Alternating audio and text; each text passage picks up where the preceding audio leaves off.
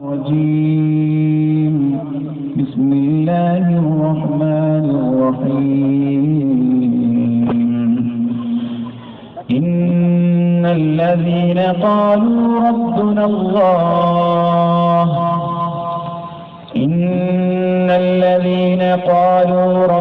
الله ثم استقاموا تتنزل عليهم الملائكة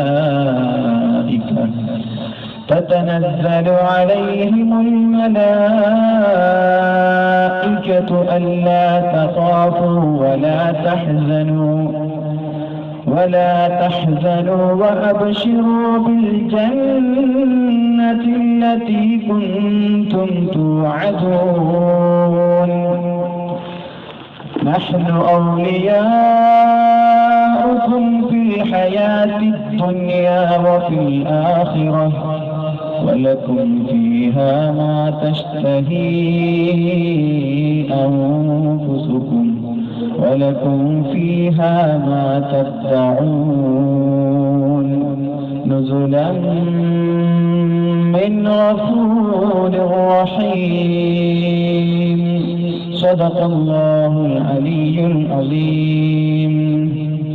അഭിവന്ദരും ആദരണീയരുമായ പ്രഗത്ഭരായ പണ്ഡിത ശ്രേഷ്ഠുക്കളെ, വേദിയിൽ ഉപവിഷ്ടരായിട്ടുള്ള ഉലമാക്കൾ, നേതാക്കൾ, സദസ്സിൽ ഉപവിഷ്ടരായിട്ടുള്ള പെങ്ങന്മാരെ, സഹോദര സഹോദരിമാരെ, നാരമ്പാടി ശാഖയുടെ വളരെ മഹത്തായ ഒരു പരിപാടിയിലാണ് നമ്മളൊക്കെ ഒരുമിച്ച് കൂടിയിട്ടുള്ളത്.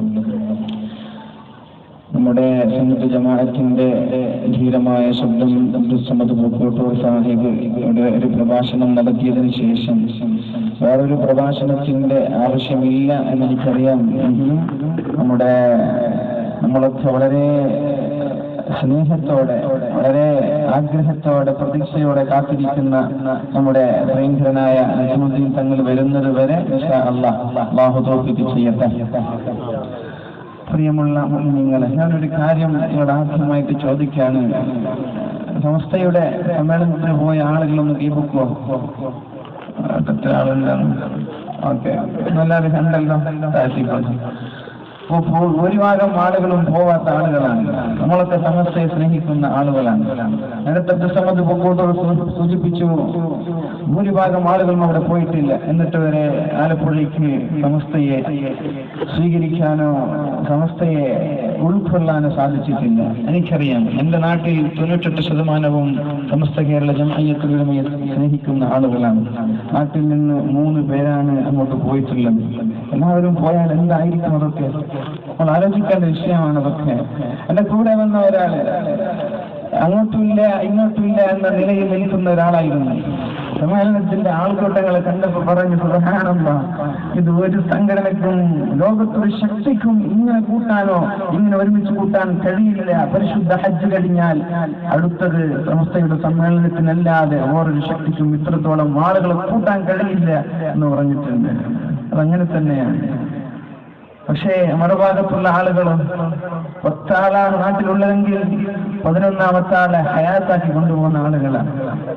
ഓഫറൊക്കെ ഇട്ടിട്ട് ബസ്സിന് പൈസയില്ല, ടിക്കറ്റും ഫ്രീ, ട്രെയിൻ ടിക്കറ്റ് ചാർജ് ചെയ്തിട്ട് പോവാൻ. എന്നിട്ടും ഇതിന്റെ പകുതി വരെ എത്താതെ പിന്നെ ഫോട്ടോഷോപ്പിൽ കളിയാണ്. ഫോട്ടോഷോപ്പിൽ കളിക്കും. അതേപോലെ വേറൊരാളും കൂടി ഇതിന്റെ ഫോട്ടോഷോപ്പിൽ കളിക്കുന്നത് നമ്മുടെ, ഞാൻ ഒരിടത്ത് പറയാൻ ആഗ്രഹിക്കുന്നു, നിങ്ങൾക്കൊക്കെ അറിയുമായിരിക്കും, നമ്മുടെയൊക്കെ ഭാരതത്തിന്റെ ഒരു നേതാവ് ഫോട്ടോഷോപ്പിൽ കളിക്കാറുണ്ട്. പക്ഷെ എല്ലാം ദൗർഭാഗ്യകരമെന്ന് പറയട്ടെ, പിടിക്കപ്പെടാറുണ്ട്. ഏതായാലും എന്റെ ശബ്ദം ശ്രവിക്കുന്ന പ്രിയപ്പെട്ട നാരമ്പാടിയുടെ ആളുകളോട് എനിക്ക് പറയാനുള്ളത്, സമസ്ത അജീയമാണ്. അതിനെ തകർക്കാനും അതിനെ കുറ്റം പറയാനും ആരും ശ്രമിക്കേണ്ട. സമസ്തയ്ക്ക് ഒരു കോട്ടവും സംഭവിക്കില്ല. ആരാണ് ഇതിനെ തകർക്കാൻ ശ്രമിക്കുന്നത് അവരെ തകരും, നോ ഡൗട്ട്, അതിൽ സംശയമില്ല. അതങ്ങനെ തന്നെയാണ്. സമസ്തയെ തകർക്കാനോ സമസ്തയുടെ പണ്ഡിതന്മാരെ കുറ്റം പറയാനോ ശ്രമിക്കുന്ന ആളുകൾക്ക് ശ്രദ്ധിക്കുക. നിങ്ങൾ സമസ്തയിൽ വരണമെന്നോ ഇതിന്റെ മെമ്പർഷിപ്പ് എടുക്കണമെന്നോ ഒരാളോടും പറയാനില്ല. ആരും എടുക്കേണ്ട ആവശ്യമില്ല. പക്ഷെ ഒന്ന് പറയാം, സമസ്തയെ നിങ്ങൾ കുറ്റപ്പെടുത്താനോ അതിനെ നിങ്ങൾ തകർക്കാനോ ശ്രമിക്കരുത്. ഇത് തകർക്കാൻ ശ്രമിക്കുന്ന ആളുകളാണ് തകരുന്നത് എന്ന് സാന്ദർഭികമായി ഞാൻ ഉണർത്താൻ. പിന്നൊരു കാര്യം കൂടി വളരെ സ്നേഹത്തോടെ എന്റെ മറുവിഭാഗത്തുള്ള പ്രവർത്തകരോട് എനിക്ക് പറയാനുണ്ട്. ശബ്ദം നിങ്ങൾ കേൾക്കുന്നുണ്ടാകും, എനിക്കറിയാം. അല്ലെങ്കിൽ ഓഡിയോ മുഖേന നിങ്ങൾ കേട്ടാൽ നിങ്ങൾ ഇന്ന് തീരുമാനിക്കണം. സമസ്ത കേരള ജംഇയ്യത്തുൽ ഉലമയുടെ മുഷാവറ അംഗങ്ങൾ ഇപ്പോൾ 37 പേരാണ്. ഇതിൽ ആരൊക്കെ നിങ്ങളെ കൂടെ ഉണ്ട് എന്ന് നമ്മൾക്ക് അറിയിച്ചു തന്നാൽ നന്നായിരുന്നു. മനസ്സിലായോ? സമസ്ത കേരള ജംഇയ്യത്തുൽ ഉലമയുടെ മുഷാവറ അംഗങ്ങൾ 37 പേരാണ്. ഇത് എത്ര പേർ നിങ്ങളെ സത്യമാണ് എന്ന് പറയുന്നുണ്ട്? മനസ്സിലായി ഞാൻ പറയുന്നത് നിങ്ങൾക്ക് ചെയ്യുന്നുണ്ടോ? എത്ര പേർ നിങ്ങളാണ് സത്യമെന്ന് തിരിച്ചറിഞ്ഞിട്ട് സമസ്തയുടെ കൂടെ നിൽക്കുന്നുണ്ട് എന്ന് ഇവർ മരിക്കുന്നതിന് മുമ്പ് പറഞ്ഞാൽ നമ്മൾക്കൊന്ന് താല്പര്യമുണ്ട്. നിങ്ങളുടെ നേതാക്കന്മാരോടൊന്ന് ചോദിച്ച് ഈ 37 പേരിൽ ആരൊക്കെയാണ് നിങ്ങൾ സത്യമാണെന്ന അഭിപ്രായമുള്ളത് ഒന്ന് ഞങ്ങളോട് അവർ മരിക്കുന്നതിന് മുമ്പ് അറിയിക്കണം. ഒന്ന് ചോദിക്കാൻ വേണ്ടിയിട്ടാണ് അല്ലേ? ശംസുൽ ഉലമയും കണ്ണിയത്ത് ഉസ്താദിനെയും ചെറുശ്ശേരി ഉസ്താദിനെയടക്കം എന്തൊക്കെയോ നാവ് കൊണ്ട് പറയാൻ ആളുകൾ മടിക്കുന്ന വാക്കുകളൊക്കെ പറഞ്ഞിട്ട് ശേഖുന ചെറുശ്ശേരി ഉസ്താദ് മരിക്കുമ്പോ അവരാണ്, നമ്മളൊന്നുമല്ല. ഇതെന്ത് ഗീബൽസാണ്? ഗീബൽസിനെ പോലും തോൽപ്പിക്കുന്ന കള്ളവും നുണയുമാണല്ലോ ഇത്. അല്ലെ? ചെറുശ്ശേരി ഉസ്താദ് അവരുടെ കൂടെ നമ്മൾ എന്ത് ചെയ്തിട്ടൊരു കാര്യം നമ്മൾ ആരാണോ? ഞാൻ ആലോചിച്ചോ, ഞാൻ അത്ഭുതപ്പെട്ടു പോയ ഓഡിയോ കാണുമ്പോ എന്താണ് ഇതൊക്കെ പറയുന്നത്? ചെറുശ്ശേരി ഉസ്താദിന്റെ നാട്ടിൽ വന്നിട്ടൊരു സഖാവി പ്രസംഗിച്ചു പെരിച്ചാഴിയെന്ന് അറിയാം നിങ്ങൾക്ക്. തള്ളിത്തുണിയിട്ട് ഇറങ്ങുന്ന ആളെന്നൊക്കെ പരിഹസിച്ചു. ശേഖനിയോട് ചോദിച്ചു, ഉസ്താദ് നിങ്ങൾ മറുപടി വെക്കണ്ടേ? ഉസ്താദ് പറഞ്ഞു അതൊന്നും കുഴപ്പമില്ല. കള്ളിത്തുണി ഉടുക്കുന്നു എന്നല്ല പറഞ്ഞത്, ഒന്നും ഉടുക്കാതെ നടന്നെന്ന് പറഞ്ഞിട്ടില്ലല്ലോ, അത് ഞാൻ കേട്ടിട്ടുണ്ട്, കുഴപ്പമില്ലെങ്കിലോ അതിനൊന്നും മറുപടി ഒന്നും കൊടുക്കണ്ട. എന്നിട്ടിപ്പോ പറയാ ശേഖുന അവരാളാണെന്ന്. ശംസുൽ ഉലമയും അവരുടേതാണല്ലോ, കണ്ണിയത്ത് ഉസ്താദും അവരുടേതാണ്. എനിക്ക് ഡോക്ടർ ഞങ്ങളുടേതാരാ ആരെങ്കിലും ഉണ്ടോ? അതുകൊണ്ട് പറയാൻ എന്റെ ശബ്ദം ശ്രവിക്കുന്ന ആളുകൾ, നിങ്ങൾക്ക് അങ്ങനെ ഇനിയും അഭിപ്രായം ഉണ്ടാവുമല്ലോ. ഇനിയും സമസ്തയുടെ പണ്ഡിതന്മാർ മരിക്കുമ്പോൾ ഞങ്ങളുടെ ആളാണെന്ന് പറയുന്നുണ്ടെങ്കിൽ അതൊന്ന് മരണത്തിന് മുമ്പേ അറിയിക്കണമെന്ന് ഞാൻ സാന്ദർഭികമായി ഉണർത്താണ്. നിങ്ങൾക്കറിയാം ഇല്ലെങ്കിൽ നേതാക്കന്മാരോട് ചോദിച്ച് ഒന്ന് ആ ലിസ്റ്റ് ദയവ് ചെയ്ത് നിങ്ങൾ ഞങ്ങൾക്ക് മുമ്പിൽ കൊണ്ടുവരണമെന്ന് വളരെ വിനീതമായി അഭ്യർത്ഥിക്കുകയും ചെയ്യുന്നു. അല്ലാഹു ബോധം നൽകട്ടെ. അതായാലും റസൂലുള്ളാഹി സ്വല്ലല്ലാഹു അലൈഹി വസല്ലം നമ്മോട് പഠിപ്പിക്കുകയാണ്, മനുഷ്യന്മാർ 2 വിഭാഗമാണ് ആളുകൾ. 2 രീതിയിലാണ് ആളുകൾ മരിച്ചു പോകുന്നത്, ലോകത്തോട് വിട പറഞ്ഞു പോകുന്നത്. ഒന്നുകിൽ അള്ളാഹുവിനെ കാണാൻ, അള്ളാഹുവിന്റെ അടുത്തേക്ക് പോകാൻ ആഗ്രഹത്തോടെ മരിക്കുന്ന ആളുകളുണ്ട്.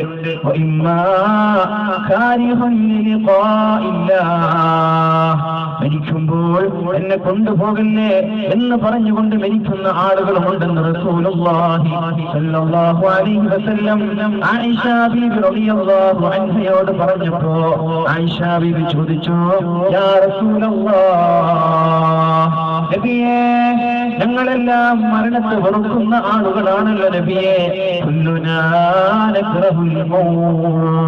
ഞങ്ങളൊക്കെ മരണത്തെ വെറുക്കുന്ന ആളുകളാണല്ലോ നബിയേ. ആർക്കാണ് മരിക്കാൻ താല്പര്യമുള്ളത്? അപ്പോഴാണ് അല്ലാഹുവിന്റെ ഹബീബ് പറഞ്ഞത്, ആയിഷ, ഞാൻ പറഞ്ഞതിന്റെ ഉദ്ദേശം അതല്ല ആയിഷ. ഞാൻ പറഞ്ഞത് അള്ളാഹുവിന്റെ ഔലിയാക്കളും അള്ളാഹുവിന്റെ അമ്പിയാക്കളും മഹാന്മാരായ ഉലമാക്കളും മരിച്ചു പോകുമ്പോ മാലാഖമാർ സ്വർഗലോകത്തിൽ നിന്ന് ആകാശലോകങ്ങളിൽ നിന്ന് ഇറങ്ങി വന്നുകൊണ്ട്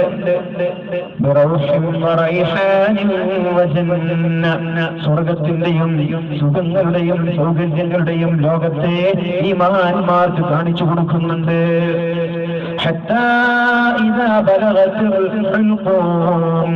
മരണം നമ്മുടെ റൂഹ് തൊണ്ടക്കുഴിയിലേക്ക് എത്തുമ്പോ ആകാശലോകങ്ങളിൽ നിന്ന് മാലാഖമാർ കടന്നു വന്നുകൊണ്ട് സ്വർഗത്തിന്റെ ഫോട്ടോകൾ, സ്വർഗത്തിന്റെ സുഖങ്ങൾ എല്ലാം കാണിച്ചു കൊടുക്കുമ്പോ ഈ മരിച്ചു പോകുന്ന ആളുകൾ, അല്ലാഹുവേ എന്നെ ഒന്ന് വേഗം കൊണ്ടുപോകണേ, ഞാൻ ആ സുഖങ്ങളൊന്ന് ആസ്വദിക്കട്ടെ എന്ന രീതിയിൽ മരിക്കുമെന്നാണ് ഞാൻ പറഞ്ഞത് ആയിഷ. മറ്റു ചിലരോ നരകത്തിന്റെ ഫോട്ടോയും നരകത്തിന്റെ ഭയാനകതയും കാണിച്ചു കൊടുക്കുമ്പോ എന്നെ കൊണ്ടുപോകല്ല, എന്നെ മരിപ്പിക്കല്ല. റബ്ബിലൗലാ അഖർതനീ ഇലാ അജലിൻ ഖരീബ് ഒരു ദിവസമെങ്കിലോ ഒരു മാസം എന്നെ ഒന്ന് ദീർഘിപ്പിച്ചു തരുമോ? അല്ലെങ്കിൽ ഒരാഴ്ച, അല്ലെങ്കിൽ ഒരു ദിവസം, അല്ലെങ്കിൽ ഒരു മണിക്കൂർ, അല്ലെങ്കിൽ ഒരു മിനിറ്റ്, അല്ലെങ്കിൽ ഒരു സെക്കൻഡ് എനിക്ക് പിന്തിപ്പിച്ചു തരുമോ റബ്ബേ എന്ന് മരിക്കുമ്പോൾ നന്മകൾ ചെയ്യാത്ത ആളുകൾ കൊതിച്ചു പോകുമെന്നും പരിശുദ്ധമായ ഖുർആൻ നമ്മോട് പരിചയപ്പെടുത്തുമ്പോ സമസ്ത കേരള ജംഇയ്യത്തുൽ ഉലമയുടെ മഹാന്മാരായ പണ്ഡിതന്മാർ, മഹാനായ ശംസുൽ ഉലമ കണ്ണിയത്ത് ഉസ്താദ്, മാനമുസ്ലിയാർ, പാറന്നൂർ ഉസ്താദ്, ശൈഖുനാ ചെറുശ്ശേരി ഉസ്താദിനെ പോലെയുള്ള ആളുകളെല്ലാം ലോകത്തോട് വിട പറഞ്ഞത് എങ്ങനെ? പഠിക്കേണ്ട വിഷയമല്ലേ ഇതൊക്കെ നമ്മൾ പഠിക്കേണ്ടേ? മഹാനായ ഉമർ ഇബ്നു അബ്ദുൽ അസീസ് റളിയല്ലാഹു അൻഹു ഒരു സ്വപ്നം കാണുന്നുണ്ട്. ഉമർ ഇബ്നു അബ്ദുൽ അസീസ് ഒരു സ്വപ്നം കാണാൻ. ആരുടെ സ്വപ്നം? ഹജ്ജാജ് ഇബ്നു യൂസുഫ്. നമ്മൾ കേട്ടിട്ടുണ്ടാകും. ആരാണ് ഹജ്ജാജ് ഇബ്നു യൂസുഫ്? ആലിമീങ്ങളുടെ ചോര കൊണ്ട് കൈ കഴുകിയ ആളാണ്, അറിയാലോ. ആലിമീങ്ങളെ കൊന്ന്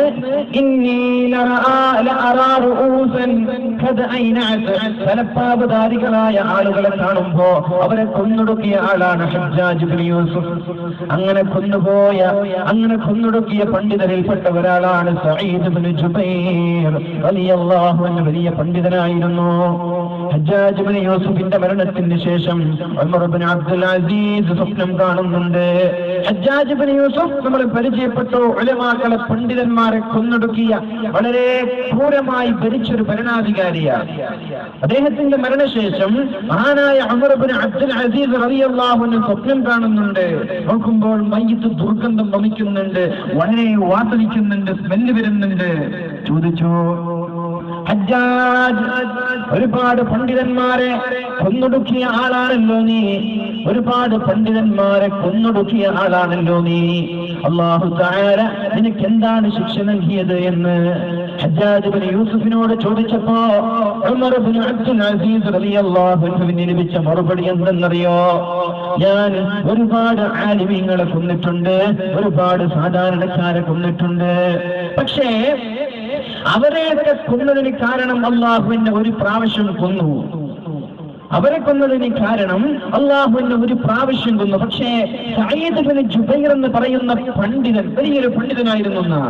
അദ്ദേഹത്തെ കവച്ചു വെക്കാനുള്ള ഒരു പണ്ഡിതൻ ലോകത്തില്ല. ആ ഒരു പണ്ഡിതനെ കൊന്നത് കാരണം അല്ലാഹുവിനെ 72 തവണ കൊന്നു എന്ന് സഈദ് ഇബ്നു ജുബൈർ റളിയല്ലാഹു അൻഹു മഹാനായ ഉമർ ഇബ്നു അബ്ദുൽ അസീസ് റളിയല്ലാഹു അൻഹുവിനോട് പറഞ്ഞു കൊടുക്കുന്നുണ്ട്. എന്റെ കാരണം എന്നറിയോ? ഒരു പണ്ഡിതൻ മരിച്ചു പോകുമ്പോൾ ആ പണ്ഡിതന്റെ മരണമല്ലാതെ അത് ലോകത്തിന്റെ മരണമാണ്. മഹാനായ ശൈഖുനാ ചെറുശ്ശേരി സൈനുദ്ദീൻ മുസ്ലിയാർ ലോകത്തോട് വിട പറഞ്ഞത് എങ്ങനെയെന്നറിയോ? അദ്ദേഹം നമ്മൾക്കൊക്കെ അറിയാമല്ലോ, കർമ്മശാസ്ത്ര രംഗങ്ങളിൽ അവസാനത്തെ വാക്കാണല്ലോ,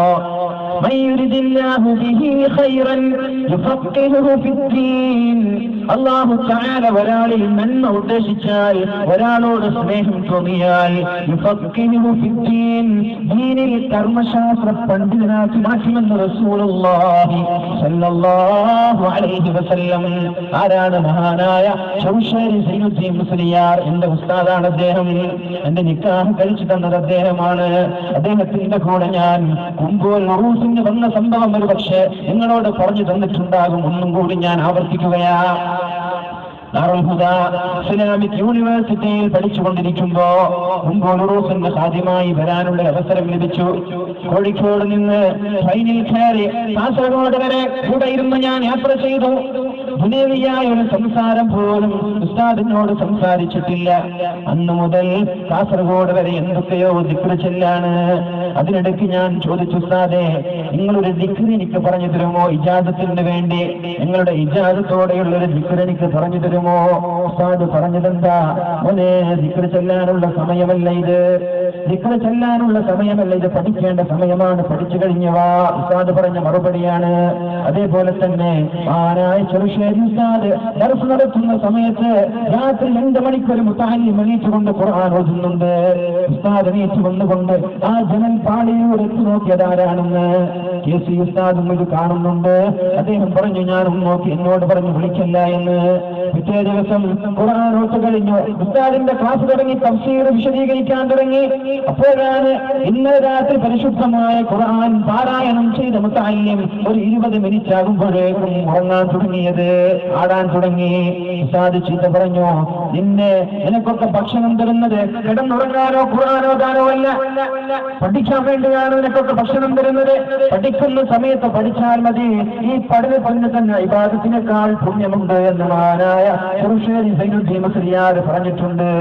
ആ ഉസ്താദിന്റെ കൂടെയാണ് ഞാൻ വരുന്നത്. ദിക്ർ ചൊല്ലുന്നുണ്ട്, നിർത്തുന്നില്ല.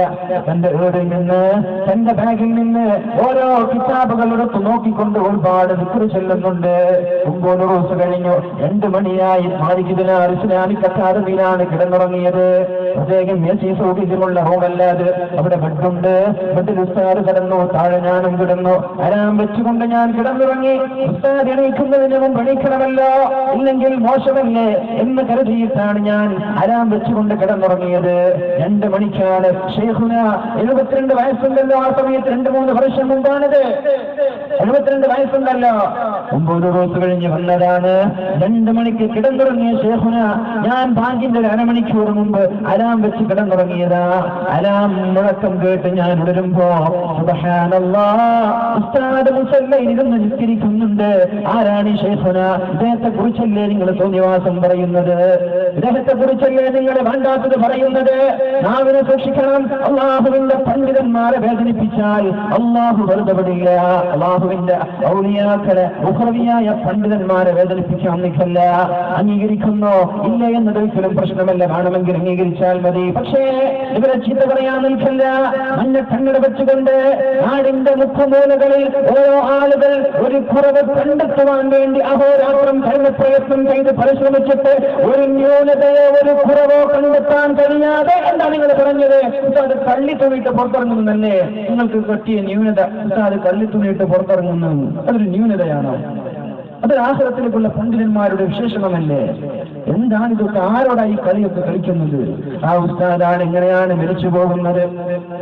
ഉസ്താദ് 4 മണിക്ക് എല്ലാ ദിവസവും ഉണരാറുണ്ട്. പിന്നെ ഉറങ്ങുന്നത് എപ്പോഴാ? 4 മണിക്കാണ് ഉണരുന്നത്. പിന്നെ നിസ്കാരമാണ്, ദിക്റാണ്. സുബഹി നിസ്കാരം കഴിഞ്ഞാൽ ളുഹാ നിസ്കാരം വരെ, ളുഹാന്റെ സമയം വരെ ആ കൊണ്ടോട്ട് പള്ളിയിൽ ദിക്ർ ചൊല്ലി ഇരിക്കുമെത്രേ. മഹാനിസ്കാര സമയത്ത് തന്നെ 20 മിനിറ്റും അരമണിക്കൂറും സുജൂദിൽ കിടക്കുന്നത്. ഷാജഹാൻ റഹ്മാനി ഒരു സംശയം ചോദിക്കാൻ വേണ്ടി റൂമിൽ നിന്ന് പള്ളിയിലേക്ക് ഇറങ്ങിയതാ. ഉസ്താദിനെ കാണാൻ വേണ്ടി പോയപ്പോ ഉസ്താദ് സുജൂദിലാണ്. 20 മിനിറ്റ് വെയിറ്റ് ചെയ്തു സുജൂദിൽ തന്നെ. അതേപോലെ തന്നെ ദാറുൽഹുദയിൽ 3-ാം ബാച്ചുകാരനായ ഷറഫുദ്ദീൻ ഹുദവി, അദ്ദേഹം അവിടെ ജോലി ചെയ്തിരുന്നു. അദ്ദേഹവും പറയുന്നുണ്ട്, അരമണിക്കൂറോളം സുജൂദിൽ കിടക്കുന്നത് ഞാൻ എന്റെ കണ്ണുകൊണ്ട് കണ്ടിട്ടുണ്ട് എന്ന്. ആരാണ്? ശൈഖുനാ ചെറുശ്ശേരി ഉസ്താദ് ശംസുൽ ഉലമ ലോകത്തോട് വിട പറഞ്ഞപ്പോൾ ആളുകൾ പറയാൻ തുടങ്ങിയില്ലേ, ഇനി ആരാണ് സമസ്തയ്ക്കുള്ളത് എന്ന്? ആരാണ് സമസ്തയ്ക്കുള്ളത് എന്ന് ചോദിച്ചില്ലേ? പിന്നെ ശൈഖുനാ ചെറുശ്ശേരി ഉസ്താദ് സമസ്തയുടെ ചിന്തേന്തിയപ്പോ ആരെങ്കിലും ഒരു അക്ഷരം സംസാരിച്ചു? 70-ാം വാർഷികത്തിൽ മഹാനായ അബൂബക്കർ സിദ്ദീഖ് റളിയല്ലാഹു അൻഹു ലോകത്തോട് വിട പറയുമ്പോ തന്റെ പിൻഗാമിയായി ഉമർ ഇബ്നുൽ ഖത്താബ് റളിയല്ലാഹു അൻഹുവിനെ നിയോഗിക്കുന്നുണ്ടല്ലോ. നമ്മൾ അറിയുന്ന സംഭവമല്ലേ അത്? അബൂബക്കർ സിദ്ദീഖ് റളിയല്ലാഹു അൻഹു ലോകത്തോട് വിട പറയുമ്പോ ഉമർ തങ്ങൾ തന്റെ ശേഷം പിൻഗാമിയായി വരണമെന്ന് പറഞ്ഞിട്ടുണ്ടല്ലോ. അതിനോട് ഞാൻ സദൃശപ്പെടുത്തുകയല്ല, എന്നാലും അതിന് തുല്യമായി ശൈഖുനാ ശംസുൽ ഉലമ സമസ്തയുടെ 70-ാം വാർഷികത്തിൽ ഒരു വിടവാങ്ങൽ പ്രഭാഷണം നടത്തി തന്റെ കസേരയിൽ ഇരുത്തുന്നത് ശൈഖുനാ ചെറുശ്ശേരി സൈനുദ്ദീൻ മുസ്ലിയാരെയാണ്. സമസ്ത കേരള ജംഇയ്യത്തുൽ ഉലമയിൽ വന്നതിന് ശേഷം ആർക്കെങ്കിലും ഒരു കുറവ് കണ്ടെത്താൻ സാധിച്ചുവോ ഉസ്താദിന്റേത്? ഒരു മസല പറഞ്ഞാൽ അത് അവസാനത്തെ വാക്കല്ലേ അത്? ശൈഖുനാ ഉസ്താദിനോട് ഒരാൾ ചോദിച്ചു, ഉസ്താദേ, തുമ്മിയാൽ അൽഹംദുലില്ലാ പറയണം, എന്നാൽ നമ്മളൊക്കെ ഒരു പൊടിയിട്ട് തുമ്മൂലേ, ഒരുപാട് തവണ തുമ്മൂലേ, അപ്പോഴൊക്കെ അൽഹംദുലില്ലാ പറയണം. എന്തെങ്കിലും നാരോ എന്തെങ്കിലും തുണി കഷ്ണമോ മൂക്കിലേക്ക് കയറ്റി തുമ്മും, ഒരുപാട് തവണ തുമ്മും, അപ്പോഴൊക്കെ അൽഹംദുലില്ലാ എന്ന് പറയണോ? ഉസ്താദ് തിരിച്ചൊരു ചോദ്യം ചോദിച്ചു, കാഷ്ടിച്ചാല് മനോഹരിക്കണ്ടേ? വേണം. എന്നാൽ ഒരാൾ വേറിളക്കി, ഗുളിക കഴിച്ചിട്ട് വേറിളക്കി, ഒരു ദിവസം 4, 5, 6 തവണ കക്കൂസിൽ പോകൂലേ? അപ്പൊ ഒരു പ്രാവശ്യം മനധരിച്ചാൽ മതിയോ? ഇല്ല. എന്നാൽ എന്തൊക്കെ അവിടെ വേണം? അതൊക്കെ ഇവിടെയും വേണം. മനസ്സിലായ അവസ്ഥ അതങ്ങനെയാണ്. ഒരു ചോദ്യം ചോദിക്കുമ്പോ കുറിക്ക് കൊള്ളുന്ന മറ്റൊരു ചോദ്യം ചോദിക്കുന്ന, അതോടെ ചോദിക്കുന്ന ചോദ്യകർത്താവിന് ഉത്തരം ലഭിക്കും. സംസ്ഥാനം നമ്മൾക്കറിയാം, സംസ്ഥയിൽ നിന്ന് രാജിവെച്ച് പോയ ആളുകളാണ്. അവരെ കൊണ്ട് ആർക്കും കുഴപ്പമുണ്ടായിട്ടില്ല. അതാണ് വേറൊരു വിഷയം. സമസ്തയിൽ പിന്തുടരണമെന്നോ പ്രവർത്തിക്കണമെന്നോ ആരും പറയാറില്ല. പക്ഷേ സമസ്തയിൽ നിന്ന് രാജിവെച്ച് പോയതോ അല്ലെങ്കിൽ പുറത്താക്കിയതോ പുറത്തുനിന്ന് ഫിത്നയുണ്ടാക്കരുത്. സമൂഹത്തെ തമ്മിൽ തന്നാനുള്ള അവസരം ഉണ്ടാക്കരുത്. സംസ്ഥാനയുടെ പണ്ഡിതന്മാർ സമസ്തയിൽ നിന്ന് രാജിവെച്ച് പോയിട്ടുണ്ട്. അതിൽപ്പെട്ട ഒരാൾ ശൈഖുനാ ചൗശരി ഉസ്താദിനോട് ചോദിച്ചു, ഉസ്താദേ, മൈക്കാണല്ലോ അവരുടെ പ്രശ്നം, മൈക്കിൽ ഖുതുബ ഓതിയാൽ നിസ്കാരം ശരിയാവില്ല എന്നാണ് സംസ്ഥാനയുടെ വാദം. ഉസ്താദിനോട് ചോദിച്ചു, മൈക്കിലൊരാൾ ഖുതുബ ഓതാൻ പള്ളിയിൽ വെച്ചിട്ട്, ആ നാട്ടുകാരൊക്കെ പള്ളിയിൽ പോയില്ല, വീട്ടിൽ വെച്ചിട്ടാണ് ഖുതുബ കേൾക്കുന്നത്. അങ്ങനെയുള്ള ആളുകൾ ഖുതുബ വീട്ടിൽ വെച്ച് കേട്ടു, 40 ആളുകളെ കേൾപ്പിക്കണമല്ലോ. അങ്ങനെ കേട്ടു, അവർ ജുമഅക്ക് വന്നു, പള്ളിയിൽ വെച്ച് നിസ്കരിച്ചു. എങ്കിൽ നിസ്കാരം സ്വഹീഹാകുമോ എന്ന് ശൈഖിനോട് ചോദിക്കുന്നുണ്ട്. ഉസ്താദ് പറഞ്ഞ മറുപടി, അബ്ബാസ് റളിയല്ലാഹു അൻഹുവിന്റെ ശബ്ദം അപാരമായ ശബ്ദമാണ്. 25 കിലോമീറ്ററുകളോളം അപ്പുറത്തേക്ക് അബ്ബാസ് തങ്ങളുടെ ശബ്ദം കേൾക്കുമായിരുന്നു. ആ അബ്ബാസ് തങ്ങൾ മിമ്പറിൽ കയറി ഖുതുബ ഓതി, ആരും പള്ളിയിൽ വന്നില്ല, എല്ലാവരും വീട്ടിൽ കയറിയിരുന്നു. എന്നിട്ട് അവർ ഖുതുബ കേട്ടു, എന്നിട്ട് പള്ളിയിൽ വന്നു. നിസ്കാരം ശരിയാകുമോ? മൈക്കല്ല പ്രശ്നം. അവിടെ എന്തൊക്കെ നീ ചേർക്കുന്നുണ്ടോ അതൊക്കെ നീ ഇവിടെയും ചേർച്ചു. അത് ശരിയാകുമോ? ഇത് ശരിയാകും. മനസ്സിലാകുന്നുണ്ടോ? ചോദ്യകർത്താവിന് ചോദ്യം മുട്ടി, അതോടെ ഉത്തരം മുട്ടി. വേറെ വിദഅത്തിന്റെ ആളുകൾ പറയാറുണ്ട്, ഒരു മനുഷ്യൻ അധ്വാനിച്ചതല്ലാതെ വേറെ ഒന്നും അയാൾക്ക് കിട്ടൂല. നമ്മൾ ഖബറിന്റെ അടുത്ത് പോയി ദുആ ചെയ്യുന്നത് അത് ബേഫായിദ, ഒരു കാര്യമില്ല. ഞാൻ കഴിഞ്ഞ വടകരയിൽ ഒരു വാദ് കഴിഞ്ഞപ്പോ ഒരു സ്ത്രീ ഒരു എഴുത്ത് തന്നു. അതിൽ ചോദ്യം ഇങ്ങനെയാണ്, അയ്യൂബ് നബി അലൈഹിസ്സലാമിന്റെ പേരിൽ ഞാൻ യാസീൻ ഓതാറുണ്ട്, പരിശുദ്ധമായ ഖുർആൻ ഓതാറുണ്ട്. അയ്യൂബ് നബി അലൈഹിസ്സലാം ഒരുപാട് പ്രയാസങ്ങൾ സഹിച്ച വ്യക്തിയാണല്ലോ. എനിക്കും ഒരുപാട് പ്രയാസങ്ങളുണ്ട്. അത് തീരാൻ വേണ്ടി ഞാൻ അയ്യൂബ് നബി അലൈഹിസ്സലാമിന്റെ പേരിൽ യാസീൻ ഓതാറുണ്ട്. അപ്പോഴാണ് ഒരാൾ വന്നുകൊണ്ട് എന്നോട് പറഞ്ഞത്, എന്താണ് നീ ചെയ്യുന്നത്? അയ്യൂബ് നബി അലൈഹിസ്സലാമിനൊക്കെ നീ ഓതേണ്ട ആവശ്യമുണ്ടോ? അവരൊക്കെ രക്ഷപ്പെട്ട ആളല്ലേ, അത് ഓതിയിട്ട് കാര്യമില്ല എന്നൊരാൾ എന്നോട് പറഞ്ഞു. അതിലെന്തെങ്കിലും തെറ്റുണ്ടോ എന്നൊരു ചോദ്യം ചോദിച്ചു. എന്താണ് ഇതിനൊക്കെ നമ്മൾക്ക് പറയാനുള്ളത്? അയ്യൂബ് നബി അലൈഹിസ്സലാം രക്ഷപ്പെടാനാണോ നമ്മൾ അവരുടെ പേരിൽ യാസീൻ ഓതുന്നത്? നബി തങ്ങളുടെ പേരിൽ സ്വലാത്ത് ചൊല്ലുന്നുണ്ടല്ലോ. ഇന്നല്ലാഹ വ മലായികതഹു യുസല്ലൂന അലൻ നബി യാ അയ്യുഹല്ലദീന ആമനൂ സല്ലു അലൈഹി വസല്ലിമു തസ്ലീമാ. അല്ലാഹുവും അവന്റെ മാലാഖമാരും അല്ലാഹുവിന്റെ ഹബീബിന്റെ പേരിൽ സ്വലാത്ത് ചൊല്ലുന്നുണ്ടല്ലോ. അതുകൊണ്ട് സല്ലു, നിങ്ങളും സ്വലാത്ത് ചൊല്ലണേ. ഞങ്ങൾ സ്വലാത്ത് ചൊല്ലുന്നത് നബി തങ്ങൾ രക്ഷപ്പെടാനല്ല, ഞങ്ങൾ രക്ഷപ്പെടാനാണ്. പൊന്നു സഹോദര, അയ്യൂബ് നബി അലൈഹിസ്സലാം രക്ഷപ്പെട്ട ആളല്ലേ, എന്തിനാണ് അവരുടെ പേരിൽ യാസീൻ ഓതുന്നത്? ഒരു ഫായിദയും ഇല്ല എന്നൊരു ബിദ്അത്തുകാരൻ പറഞ്ഞിട്ടുണ്ട്. അവർ രക്ഷപ്പെടാനല്ല നമ്മൾ ഓതുന്നത്.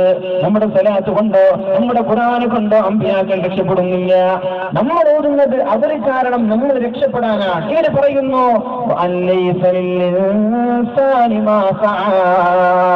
സ്വന്തം അധ്വാനിച്ചതല്ലാതെ വേറെ ഒരാളുടെ സഹായവും ഖബറിലേക്ക് എത്തൂല എന്നൊരു വാദമുണ്ട്. ചെറുശ്ശേരി ഉസ്താദ് നിന്ന് മറുപടി പറഞ്ഞത് എന്തെന്നറിയോ? നമ്മൾക്കറിയാലോ, സ്വഹീഹ് മുസ്ലിമും സ്വഹീഹുൽ ബുഖാരിയൊക്കെ റിപ്പോർട്ട് ചെയ്ത ഹദീസല്ലേ ഇത്? വളരെ സ്വഹീഹായ ഹദീസല്ലേ? അല്ലാഹുവിന്റെ ഹബീബ് സല്ലല്ലാഹു അലൈഹി വസല്ലം ഖബർസ്ഥാനിലൂടെ നടന്നു പോകുമ്പോ 2 മൈലാഞ്ചിയുടെ ചെടി കൊണ്ടുവരാൻ പറഞ്ഞു. 2 ചെടി കൊണ്ടുവന്നു. എന്നിട്ട് 2 ഖബറിന്റെ സൈഡിലായി അല്ലാഹുവിന്റെ ഹബീബ് കുത്തിവെക്കുന്നുണ്ടല്ലോ. സ്വഹാബാക്കൾ ചോദിച്ചു, യാ റസൂലല്ലാഹ്, എന്തിനാണ് നിങ്ങൾ ഇങ്ങനെ ചെയ്യുന്നത്? അല്ലാഹുവിന്റെ ഹബീബ് സ്വഹാബാക്കളോട് പറഞ്ഞ മറുപടി എന്താ? ഈ 2 ഖബറാളികൾക്കും അല്ലാഹുവിന്റെ ശിക്ഷ ലഭിക്കുന്നുണ്ട്. കേൾക്കുന്നുണ്ടോ? അസേരൊക്കെ അവിടെ നടന്നോട്ടെ, നിങ്ങൾ ശ്രദ്ധിക്കുന്നത്, നിങ്ങൾ ശ്രദ്ധിക്കും, കുറച്ച് സമയമുള്ളൂ. അവസാനം അവർ വെക്കും, പോകും, ഇരിക്കുന്ന ആളിരിക്കും. നിങ്ങൾ ഇങ്ങോട്ട് ശ്രദ്ധിക്കും, കുറച്ച് സമയം. ഏതായാലും അല്ലാഹുവിന്റെ ഹബീബ് പറഞ്ഞു, ഈ 2 ഖബറാളികൾ ശിക്ഷിക്കപ്പെടുന്നുണ്ട്. ഒരാൾ നമീമത്ത് പറയുന്ന ആളാണ്, മറ്റൊരാളോ മൂത്രമൊഴിച്ച് മനോഹരിക്കാത്ത ആളാണ്. എന്നിട്ട് നബി തങ്ങൾ ആ ഖബറാളിയുടെ 2 വശത്ത് ഈ ചെടി നട്ട് വളർത്തുന്നുണ്ട്. എന്നിട്ട് പറഞ്ഞു, ഈ ചെടിയുടെ ഇലകൾ ഈ ഖബറാലിക്ക് വേണ്ടി തസ്ബീഹ് ചൊല്ലുന്നുണ്ട്, ഇസ്തിഗ്ഫാർ ചൊല്ലുന്നുണ്ട്. കേൾക്കുന്നുണ്ടല്ലോ? ഇവരുടെ വാദം എന്താ? നമ്മൾ ഖുർആൻ ഓതിയാലും നമ്മൾ യാസീൻ ഓതിയാലും ഖബറിലേക്ക് എത്തില്ല എന്നൊരു വാദം. അപ്പൊ മഹാനായ ശൈഖ് ചോദിച്ചു, ഈ മൈലാഞ്ചി മല്ലമാർ ചെല്ലുന്ന ഇസ്തിഗ്ഫാർ ഖബറിലേക്ക് എത്തുമെങ്കിൽ മുഹമ്മദ് വല്ലാതെ ചെല്ലുന്ന ഈ യാസീൻ സൂറത്ത് എങ്ങനെ ഖബറിലേക്ക് എത്താതിരിക്കും? തിരിഞ്ഞോ? മൈലാഞ്ചി ചെടി അതിന്റെ ഇലകൾ ചെല്ലുന്ന ഇസ്തിഗ്ഫാർ ഖബറിലേക്ക് എത്തുമെങ്കിൽ ജീവിച്ചിരിക്കുന്ന ഒരു മുഹമ്മദ് വല്ലാത്ത യാസീൻ ഓതിയാൽ എങ്ങനെ ഖബറിലേക്ക് എത്താതിരിക്കും? ചോദ്യമല്ലേ, മനസ്സിലാക്കേണ്ട വിഷയമല്ലേ ഇത്? അതിനാണ് നമ്മൾ ചെടികൾ വളർത്തുന്നത്. അത് അവർ നടത്തുന്നുണ്ടല്ലോ. വിദാത്തിന്റെ ആളുകളും ഖബറിന്റെ രണ്ട് വശങ്ങളിൽ ചെടി വളർത്താറുണ്ടല്ലോ. എന്തിനാണത്? അതിന്റെ ഇലകൾ ഇസ്തിഗ്ഫാർ ചൊല്ലാൻ വേണ്ടിയിട്ടാണ്. ആ ഇസ്തിഗ്ഫാർ ഖബറിലേക്ക് എത്തുമെങ്കിൽ ഒരു ഉസ്താദോ ഒരു മകനോ ചൊല്ലുന്ന ഇസ്തിഗ്ഫാറും ദുആവും യാസീനും എങ്ങനെ ഖബറിലേക്ക് എത്താതിരിക്കും എന്ന് മഹാനായ ശൈഖുന ചോദിച്ചിട്ടുണ്ട്. അതേപോലെ ഇവര് പറയുന്നുണ്ട്, ഒരു മനുഷ്യൻ അധ്വാനിച്ചതല്ലാതെ അയാൾക്ക് കിട്ടൂല എന്ന് പറയുന്നുണ്ടല്ലോ. എന്നാൽ ഉസ്താദ് ചോദിക്കുകയാണ്, ഒരാൾ ജമാഅത്തായി നിസ്കരിക്കുമ്പോ 27 ഇരട്ടി പ്രതിഫലം ലഭിക്കുന്നുണ്ടല്ലോ അല്ലേ? ഒറ്റയ്ക്ക് നിസ്കരിക്കുമ്പോൾ ഉള്ളതിനേക്കാളും 27 ഇരട്ടി പ്രതിഫലം ജമാഅത്തായി നിർവഹിക്കുമ്പോൾ നമ്മൾക്ക് കിട്ടുന്നുണ്ട്. അതെങ്ങനെ കിട്ടിയതാ? മറ്റൊരാൾ വന്നത് കൊണ്ടല്ലേ? നമ്മൾ ഒറ്റയ്ക്ക് നിസ്കരിക്കുമ്പോൾ കിട്ടോ? ഇല്ല. മറ്റൊരാൾ വന്ന് ജമാഅത്തിൽ പങ്കെടുത്തത് കൊണ്ടാ അയാൾ കാരണമാ എനിക്ക് 27 ഇരട്ടി പ്രതിഫലം ലഭിച്ചത്. അതുകൊണ്ട് എന്ന വാദം കൊണ്ട് വരല്ല, നിങ്ങൾ മിണ്ടാതിരിക്കുക. മനസ്സിലായി? തിരിഞ്ഞില്ലേ? അങ്ങനെയാണ് വിദാത്തിന്റെ ആളുകളോടൊക്കെ ഞാൻ പറയാൻ. വെറുതെ വാഗ്വാദം നടത്തി, വെറുതെ തർക്കം നടത്തി ഉള്ള ആളുകളുടെ ഈമാൻ കളയാനില്ല. സമസ്തയാണ് സത്യം. അതുകൊണ്ട് തന്നെയാണ് സമസ്തയുടെ പണ്ഡിതന്മാർ ലാ ഇലാഹ ഇല്ലല്ലാഹ് ചൊല്ലി മരിച്ചു പോകുന്നത്. ആർക്കെങ്കിലും വേറെ ഏതെങ്കിലും ഒരു സംഘടനക്കാർക്ക് ഇങ്ങനെ ഒരു മരണം പറയാൻ പറ്റുമോ? സമസ്ത കേരള ജംഇയ്യത്തുൽ ഉലമയുടെ SKSSF-ന്റെ കരുത്തരായ ഇബാദിന്റെ പ്രവർത്തകന്മാർ നൂറുകണക്കിന് ആളുകളെ പരിശുദ്ധമായ ഇസ്ലാമിലേക്ക് കൊണ്ടുവരുന്നുണ്ട്. അവർ ചോദിക്കാറുണ്ട്, നിങ്ങൾ ഒരുപാട് വിഭാഗമുണ്ടല്ലോ, മുജാഹിദീങ്ങളുണ്ട്, തബ്ലീഗുകാരുണ്ട്, ജമാഅത്തെ ഇസ്ലാമിയുണ്ട്, ഇതേപോലെ SSF-കാരുണ്ട്, SKSSF-കാരുണ്ട്, ആരെയാണ് ഞങ്ങൾ പിൻപറ്റേണ്ടത് എന്ന് ചോദിക്കുമ്പോ ഇബാദിന്റെ പ്രവർത്തകർ നൽകുന്ന മറുപടി എന്തെന്നറിയോ? നിങ്ങൾ ആദ്യം ലാ ഇലാഹ ഇല്ലല്ലാഹ് മുഹമ്മദുർ റസൂലുള്ളാഹ് എന്ന് ചൊല്ലി ഇസ്ലാമിലേക്ക് കടന്നു വരിക. എന്നിട്ടോ നിങ്ങൾ കേരളത്തിലുള്ള എല്ലാ സംഘടനകളെയും ചരിത്രം പഠിച്ചു നോക്കുക, അവരുടെ നേതാക്കന്മാരെ പഠിച്ചു നോക്കുക. ആരാണത് ലാ ഇലാഹ ഇല്ലല്ലാഹ് മുഹമ്മദുർ റസൂലുള്ളാഹ് എന്ന് ചൊല്ലി മരിക്കാൻ ഭാഗ്യം ലഭിച്ച ആളുകൾ ആരാണ്? അവരുടെ കൂടെ നിങ്ങൾ നിൽക്കുക. 2-3 മാസം കഴിയുമ്പോ ഇവരൊക്കെ തിരിച്ചു വരുന്നത് സമസ്തയുടെ പാതയിലേക്ക്. എന്ത്? മൻ ഖാല ലാ ഇലാഹ ഇല്ലല്ലാഹ് ദഖലൽ ജന്ന. ഒരാൾ ലാ ഇലാഹ ഇല്ലല്ലാഹ് ചൊല്ലി മരിച്ചു പോയാൽ സ്വർഗ്ഗത്തിൽ എത്തി എന്നല്ലേ പരിശുദ്ധമായ ഖുർആൻ, പരിശുദ്ധ റസൂലുള്ളാഹി സ്വല്ലല്ലാഹു അലൈഹി വസല്ലം പറയുന്നത്. ലാ ഇലാഹ ഇല്ലല്ലാഹ് ചൊല്ലിയാൽ അങ്ങനെ മരിച്ചാൽ സ്വർഗ്ഗത്തിൽ എത്തുമെന്നല്ല നേരത്തെ സാഹിബ് നമ്മോട് സൂചിപ്പിച്ചു. അതെങ്ങനെയാണ്? അങ്ങനെ ചൊല്ലി മരിച്ചാൽ അത് സ്വർഗത്തിലേക്കുള്ള നമ്മുടെ കാൽ ചുവട്ടുകൾ സ്വർഗത്തിലേക്കാ പോകുന്നത്. അവർ കടന്നു വരുമെന്നിട്ട് പറയും, വേറൊരു സംഘടനയിലോ വേറൊരു പ്രസ്ഥാനത്തിലോ നമ്മൾക്കിത് കാണാൻ കഴിഞ്ഞില്ല. എന്റെ ആദർശ വിശുദ്ധിയുടെ 90 വർഷം എന്നൊരു പ്രളയത്തിൽ സമസ്തയ്ക്കല്ലാതെ പിന്നെ ആർക്കാ സമ്മേളനം നടത്താൻ പറ്റുക? ആർക്കാണ് ഇവിടെ ആദർശ ശുദ്ധിയുള്ളത്? വിദഅത്തുകാർ എട്ടിൽ പൊട്ടിയിരിക്കുക. ജിന്നിന്റെ പേരിൽ ഒരുപാട് ടീമുകൾ, തൗഹീദിന്റെ പേരിൽ ഒരുപാട് ടീമുകൾ. സമസ്തയ്ക്ക് എവിടെയെങ്കിലും പിഴവ് പറ്റിയോ? അന്ന് 1947 മുമ്പ് തുടങ്ങിയതാണ് സമസ്ത. സ്വാതന്ത്ര്യ ദിനത്തിന് മുമ്പും പിമ്പും സമസ്തയ്ക്കൊരു മാറ്റമില്ല. അന്ന് പറഞ്ഞ ഫത്വകളോ മസലകളോ ഇന്ന് വരെ മാറ്റിയിട്ടില്ല, മാറ്റൂല്ല. എന്റെ ദീനാണ് അല്ലാഹുവിന്റെ ഹബീബ് കൊണ്ടുവന്നതാ സമസ്ത കേരള ജംഇയ്യത്തുൽ ഉലമ നാട്ടുകാർക്ക് എത്തിച്ചു കൊടുത്തത്. അതുകൊണ്ട് ഇത് മാറ്റേണ്ടി വരില്ല. മഹാനായ നാട്ടിലെ മൗലവി ഈ വിദഅത്തിന്റെ ആളുകളെ വിളിച്ചിട്ട് പറഞ്ഞിട്ടുണ്ട്, മൗലവി നിങ്ങൾ ഇങ്ങനെ പോയാൽ പ്രശ്നമാണ്, നിങ്ങൾക്കൊരു കിതാബില്ല, നിങ്ങൾ ഇജ്തിഹാദിന്റെ വാതിൽ തുറന്ന് ആർക്ക് വേണമെങ്കിലും എന്തും പറയാമെന്ന സ്വാതന്ത്ര്യം നൽകിയാൽ നിങ്ങളുടെ പിൻഗാമികൾക്ക് നിങ്ങൾ ഉൾക്കൊള്ളാൻ പറ്റൂല എന്ന് പറഞ്ഞിട്ടുണ്ട് മഹാനായ നാട്ടിക മൂസ മുസ്ലിയാർ. അതല്ലേ ഇന്ന് നമ്മൾ കാണുന്നത് അല്ലെ? അന്ന് അയാൾ പറഞ്ഞ വാക്കുകൾ ഇജ്തിഹാദിന്റെ വാതിൽ തുറക്കാം, തുറന്നു 8ഉം 18ഉം 25ഉം ടീമായി പൊട്ടിപ്പിളരാണ്. ഇന്ന് പറഞ്ഞതല്ല നാളെ പറയാ. ശാസ്ത്രം പോലും ഇതിനേക്കാൾ ഉഷാറുണ്ട് അല്ലെ. ശാസ്ത്രം എന്ന് പറഞ്ഞാൽ അത്ര പെട്ടെന്ന് തിരുത്താറില്ല. ഇവര് തിരുത്താൻ തുടങ്ങി. 3, 4, 5, 6, 7, 8 ടീമുകളായി ചിന്നിച്ചിതറാൻ സമസ്തയ്ക്ക് ചിന്നിച്ചിതറേണ്ടി വന്നിട്ടില്ല. ഏതായാലും പറയുന്നത് പരിശുദ്ധമായ ഖുർആൻ നമ്മോട് പഠിപ്പിക്കുന്ന വാചകങ്ങൾ നമ്മൾ മനസ്സിലാക്കുക. ഇത് ദീനാണ്, ഇത് സമസ്ത ദീനാണ്. സമസ്തയുടെ മെമ്പർഷിപ്പ് എടുത്ത ആളുകൾക്കൊക്കെ ഈമാനോടുകൂടി മരിക്കാൻ പറ്റുമെന്ന് നമ്മൾ പറയുന്നില്ല. അങ്ങനെ നമ്മൾ പറയുന്നില്ല. അങ്ങനെ അവകാശവാദവും നമ്മൾക്കില്ല.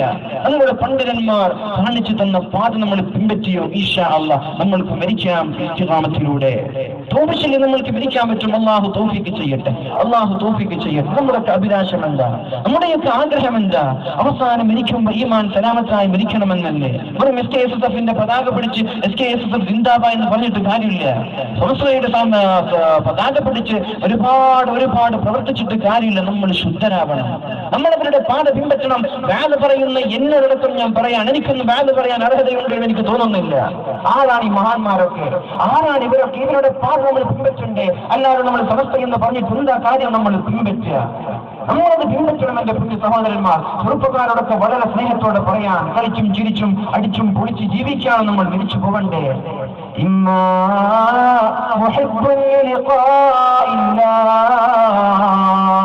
അവസാനം മരിക്കുമ്പോ അല്ലാഹുവേ ഞാൻ നിന്റെ അടുത്തേക്ക് വരുന്നു, എന്നെ വേഗത്തിൽ കൊണ്ടുപോകണേ എന്ന് നമ്മൾക്ക് പറഞ്ഞ് മരിച്ചു പോകണ്ടേ എന്റെ ചെറുപ്പക്കാരാ. അതിനാണ് പറയുന്നത് സമസ്ത കേരള ജംഇയ്യത്തുൽ ഉലമയുടെ മഹാന്മാരായ പണ്ഡിതന്മാരുടെ പാത നമ്മൾ പിൻപറ്റുക. അല്ലാഹുവിന്റെ ഹബീബ് സല്ലല്ലാഹു അലൈഹി വസല്ലമ തങ്ങൾ പഠിപ്പിച്ച പാത നമ്മൾ പിൻപറ്റുക. തിൽക്കദ്ദാറുൽ ആഖിറ നജഅലുഹാ ലില്ലദീന ലാ യുരീദൂന ഉലുവൻ ഫിൽ അർളി വലാ ഫസാദാ. അന്തിമ വിജയം ആർക്കാണ് അല്ലാഹു നൽകുന്നത്? ദുനിയാവിൽ സ്ഥാനമാനങ്ങൾ ആഗ്രഹിക്കാത്ത ആളുകൾക്കാണ്. നമ്മുടെ ശൈഖുന ചെറുശ്ശേരി ഉസ്താദിന്റെ കൈകളിലേക്ക് 1 ലക്ഷത്തിന്റെ നോട്ടുകെട്ടുകളാണ് സൈമാൻ ഹാജി എന്ന് പറയുന്ന ഒരാള് അല്ലാഹുവിന്റെ മഹാനായ ശൈഖുനയുടെ കയ്യിൽ കൊടുത്തത്. ശൈഖുന ചോദിച്ചു, എന്താണിത്? ഇത് പൈസയാണ് ഉസ്താദേ, എനിക്ക് നിന്റെ പൈസയുടെ ആവശ്യമില്ല, എന്റെ കയ്യിൽ പൈസയുണ്ട്. അപ്പോഴാണ് സൈമാൻ ഹാജി പറയുന്നത്, മറുഭാഗത്തൊരു സമസ്തയുണ്ടല്ലോ, അവിടെ ഒരു സെക്രട്ടറി ഉണ്ടല്ലോ, അവിടെ എനിക്ക് ഇല്ലാത്ത സ്ഥാനമാനങ്ങൾ നൽകി നോട്ടീസിൽ പേര് നൽകി ഗഫം കിട്ടിയിട്ട് എന്നെ സ്റ്റേജിൽ കൊണ്ടുപോകുന്നത്. എന്റെ കയ്യിലുള്ള പൈസകൾ ATM പോലെ വരികയാണ്. ഇവിടെ പൈസ കൊടുത്തിട്ടും ഈ സെക്രട്ടറിക്ക് പൈസ ആവശ്യമില്ല. MP അബ്ദുൽ വഹാബ് കടന്നു വന്നു. മഹാനായ നമ്മുടെ റഹ്മത്തുള്ള കാസിമിയുടെ ആ ഒരു പരിപാടി ഉദ്ഘാടനം ചെയ്ത് ഷേഖുന വരികയാണ്. ഡ്രൈവറിനെ വിളിച്ചു, ഷേഖുന ഉണ്ട് ഒന്ന് നിൽക്കാൻ പറയോ? അങ്ങനെ വന്നു. സക്കാത്തിന്റെ മധുരമായി പരിശുദ്ധമായ റമദാനിൽ വന്നതാണ്. ഉസ്താദിന് നോട്ടിന്റെ കെട്ടുകൾ കൊടുത്ത് വലിയൊരു കെട്ടാണ്. ഉസ്താദ് ചോദിച്ചു, എന്താണിത്? ഉസ്താദിന്റെ സക്കാത്തിന്റെ മുതലാണ്, അങ്ങേക്ക് തരാൻ. ഞാൻ സക്കാത്തിന്റെ അവകാശിയല്ല, എനിക്ക് സക്കാത്തിന്റെ മുതൽ വേണ്ട, ഞാൻ സക്കാത്തിന്റെ അവകാശിയല്ല. അപ്പൊ ഉസ്താദെ എന്നാൽ സ്വതക്കയായി പിടിച്ചോ.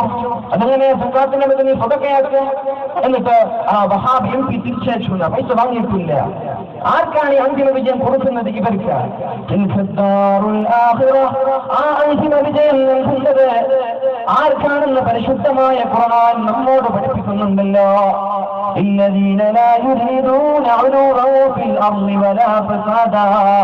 ദുനിയാവിൽ സ്ഥാനമാനങ്ങളോ ഫസാദോ ആഗ്രഹിക്കാത്ത ആളുകൾക്കാണ് അല്ലാഹു വിജയം നൽകുന്നത്.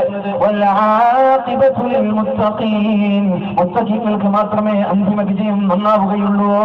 മഹാനായ ശൈഖുന ചെറുശ്ശേരി ഉസ്താദിനെ ബൈപ്പാസിന് വേണ്ടി മദ്രാസ് ഹോസ്പിറ്റലിലേക്ക് കൊണ്ടുപോകുമ്പോ വീട്ടുകാര് കരയാൻ തുടങ്ങി, മക്കള് കരയാൻ തുടങ്ങി, ഭാര്യ കരയാൻ തുടങ്ങി. ഉസ്താദ് പറഞ്ഞു, കരയല്ല, നിങ്ങൾ കരഞ്ഞാൽ എനിക്ക് വിഷമമാവും, എനിക്ക് മരണത്തിൽ പേടിയില്ല, മരിച്ചു പോകുന്നതിൽ എനിക്ക് പേടിയില്ല, ഭയമില്ല, അതുകൊണ്ട് നിങ്ങൾ കരയാൻ പാടില്ല.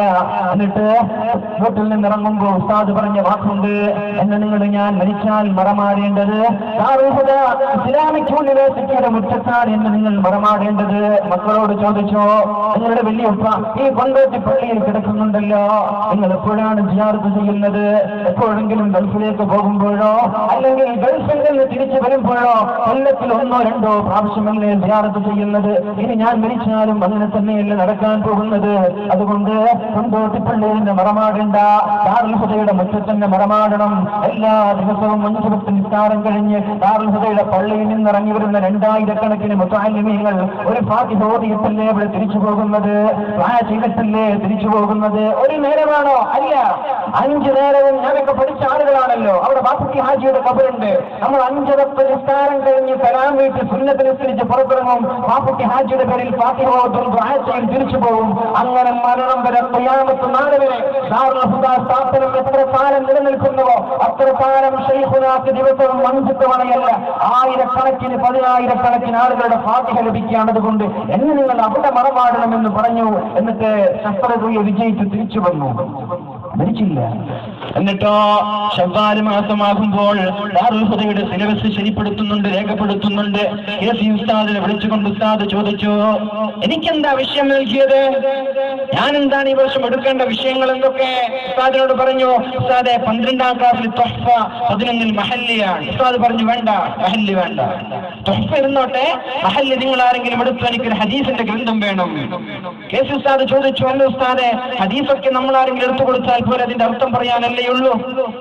മഹല്ലിയാകുമ്പോൾ അതിന് ഫറായിദുണ്ട്, അതിന് വഖ്ഫുമുദലിന്റെ സ്വത്തുണ്ട്, അതിന് മസലകളുണ്ട്, നിക്കാഹിന്റെ ബാബുണ്ട്, ഒരുപാട് പഠിക്കാനുണ്ടല്ലോ. നിങ്ങളുടെ അനുഭവങ്ങൾ വെച്ച് പഠിപ്പിക്കുമ്പോഴല്ലേ കുട്ടികൾക്കൊന്നും കൂടി രസം ഉണ്ടാവുക. ഉസ്താദ് പറഞ്ഞു, വേണ്ട, എന്റെ മശായിഖന്മാർ എന്നോട് പറഞ്ഞത് അവസാന കാലഘട്ടമാകുമ്പോ ഹദീസുമായി ഇടപെടണമെന്ന. അതുകൊണ്ട് തുഹ്ഫ ഇരുന്നോട്ടെ, 11ാം ക്ലാസ്സുകാർക്ക് ഞാൻ സ്വഹീഹ് മുസ്ലിം എടുക്കാം എന്ന് പറഞ്ഞിട്ട് മഹാനായ ശൈഖുന സ്വഹീഹ് മുസ്ലിം തെരഞ്ഞെടുത്തുന്ന അവസാന കാലഘട്ടമാകുമ്പോ ഹദീസിൽ ഏർപ്പെടണമെന്ന് എന്റെ മശായിഖന്മാർ എന്നോട് പറഞ്ഞിട്ടുണ്ട്. മഹാനായ ശൈഖുന ചെറുശ്ശേരി ഉസ്താദ് തുഹ്ഫ ക്ലാസ് കഴിഞ്ഞു. 1 മണിക്കൂർ നീണ്ടു നിൽക്കുന്ന ക്ലാസ്സാണ്. 140ഓളം വിദ്യാർത്ഥികൾ പങ്കെടുക്കാറുണ്ട്. തുഹ്ഫ ക്ലാസ് കഴിഞ്ഞു. ഓരോ സംഭവങ്ങളും ക്ലാസ്സിൽ ഇങ്ങനെ പറയാറുണ്ട്, കേൾക്കാറുണ്ട്. എന്തോ ഒരു ക്ലാസ്സാണത്. ഒരുപാട് തമാശകൾ, ഒരുപാട് ചിരിക്കാനുള്ള അവസരങ്ങൾ, ഒരുപാട് അനുഭവങ്ങളൊക്കെ പറയുന്ന ക്ലാസ്സായിരുന്നു അത്. ദാറുൽ ഹുദയിൽ 7 മണിക്കാണ് ക്ലാസ് തുടങ്ങുന്നത്, 4 മണിക്കാണ് ക്ലാസ് അവസാനിക്കുന്നത്. ആ സമയത്ത് നമ്മളൊക്കെ ആഗ്രഹിക്കുന്നത് ഒരു പിരീഡ് ഒഴിവായി കിട്ടിയാലൊന്ന് സുഖമല്ലേ എന്ന. പക്ഷേ ശൈഖുനയുടെ പിരീഡ് മിസ്സായാലും വല്ലാത്ത വിഷമം. ശൈഖുന എന്തെങ്കിലും ഒരു കാരണത്താൽ വന്നില്ലെങ്കിൽ അതേക്കാൾ വിഷമമില്ല നമ്മുടെ വിദ്യാർത്ഥികൾക്ക്. കാരണം എന്തോ ഒരു മനോഹരമാണ് ആ ക്ലാസ്. ശൈഖുനയെ ഗൾഫിലേക്ക് ഒരു പരിപാടിക്ക് വിളിച്ചപ്പോൾ ശൈഖുന പറഞ്ഞതെന്താ, ഞാൻ വരണോ? ഇന്ന് ചില ആളുകൾ അവിടെ നിന്ന് മറ്റു ഗൾഫിലേക്ക്, മലേഷ്യയിലേക്ക്, സിംഗപ്പൂര്, ലണ്ടൻ ഒക്കെ പറഞ്ഞ് അഭിമാനം നടിക്കുക.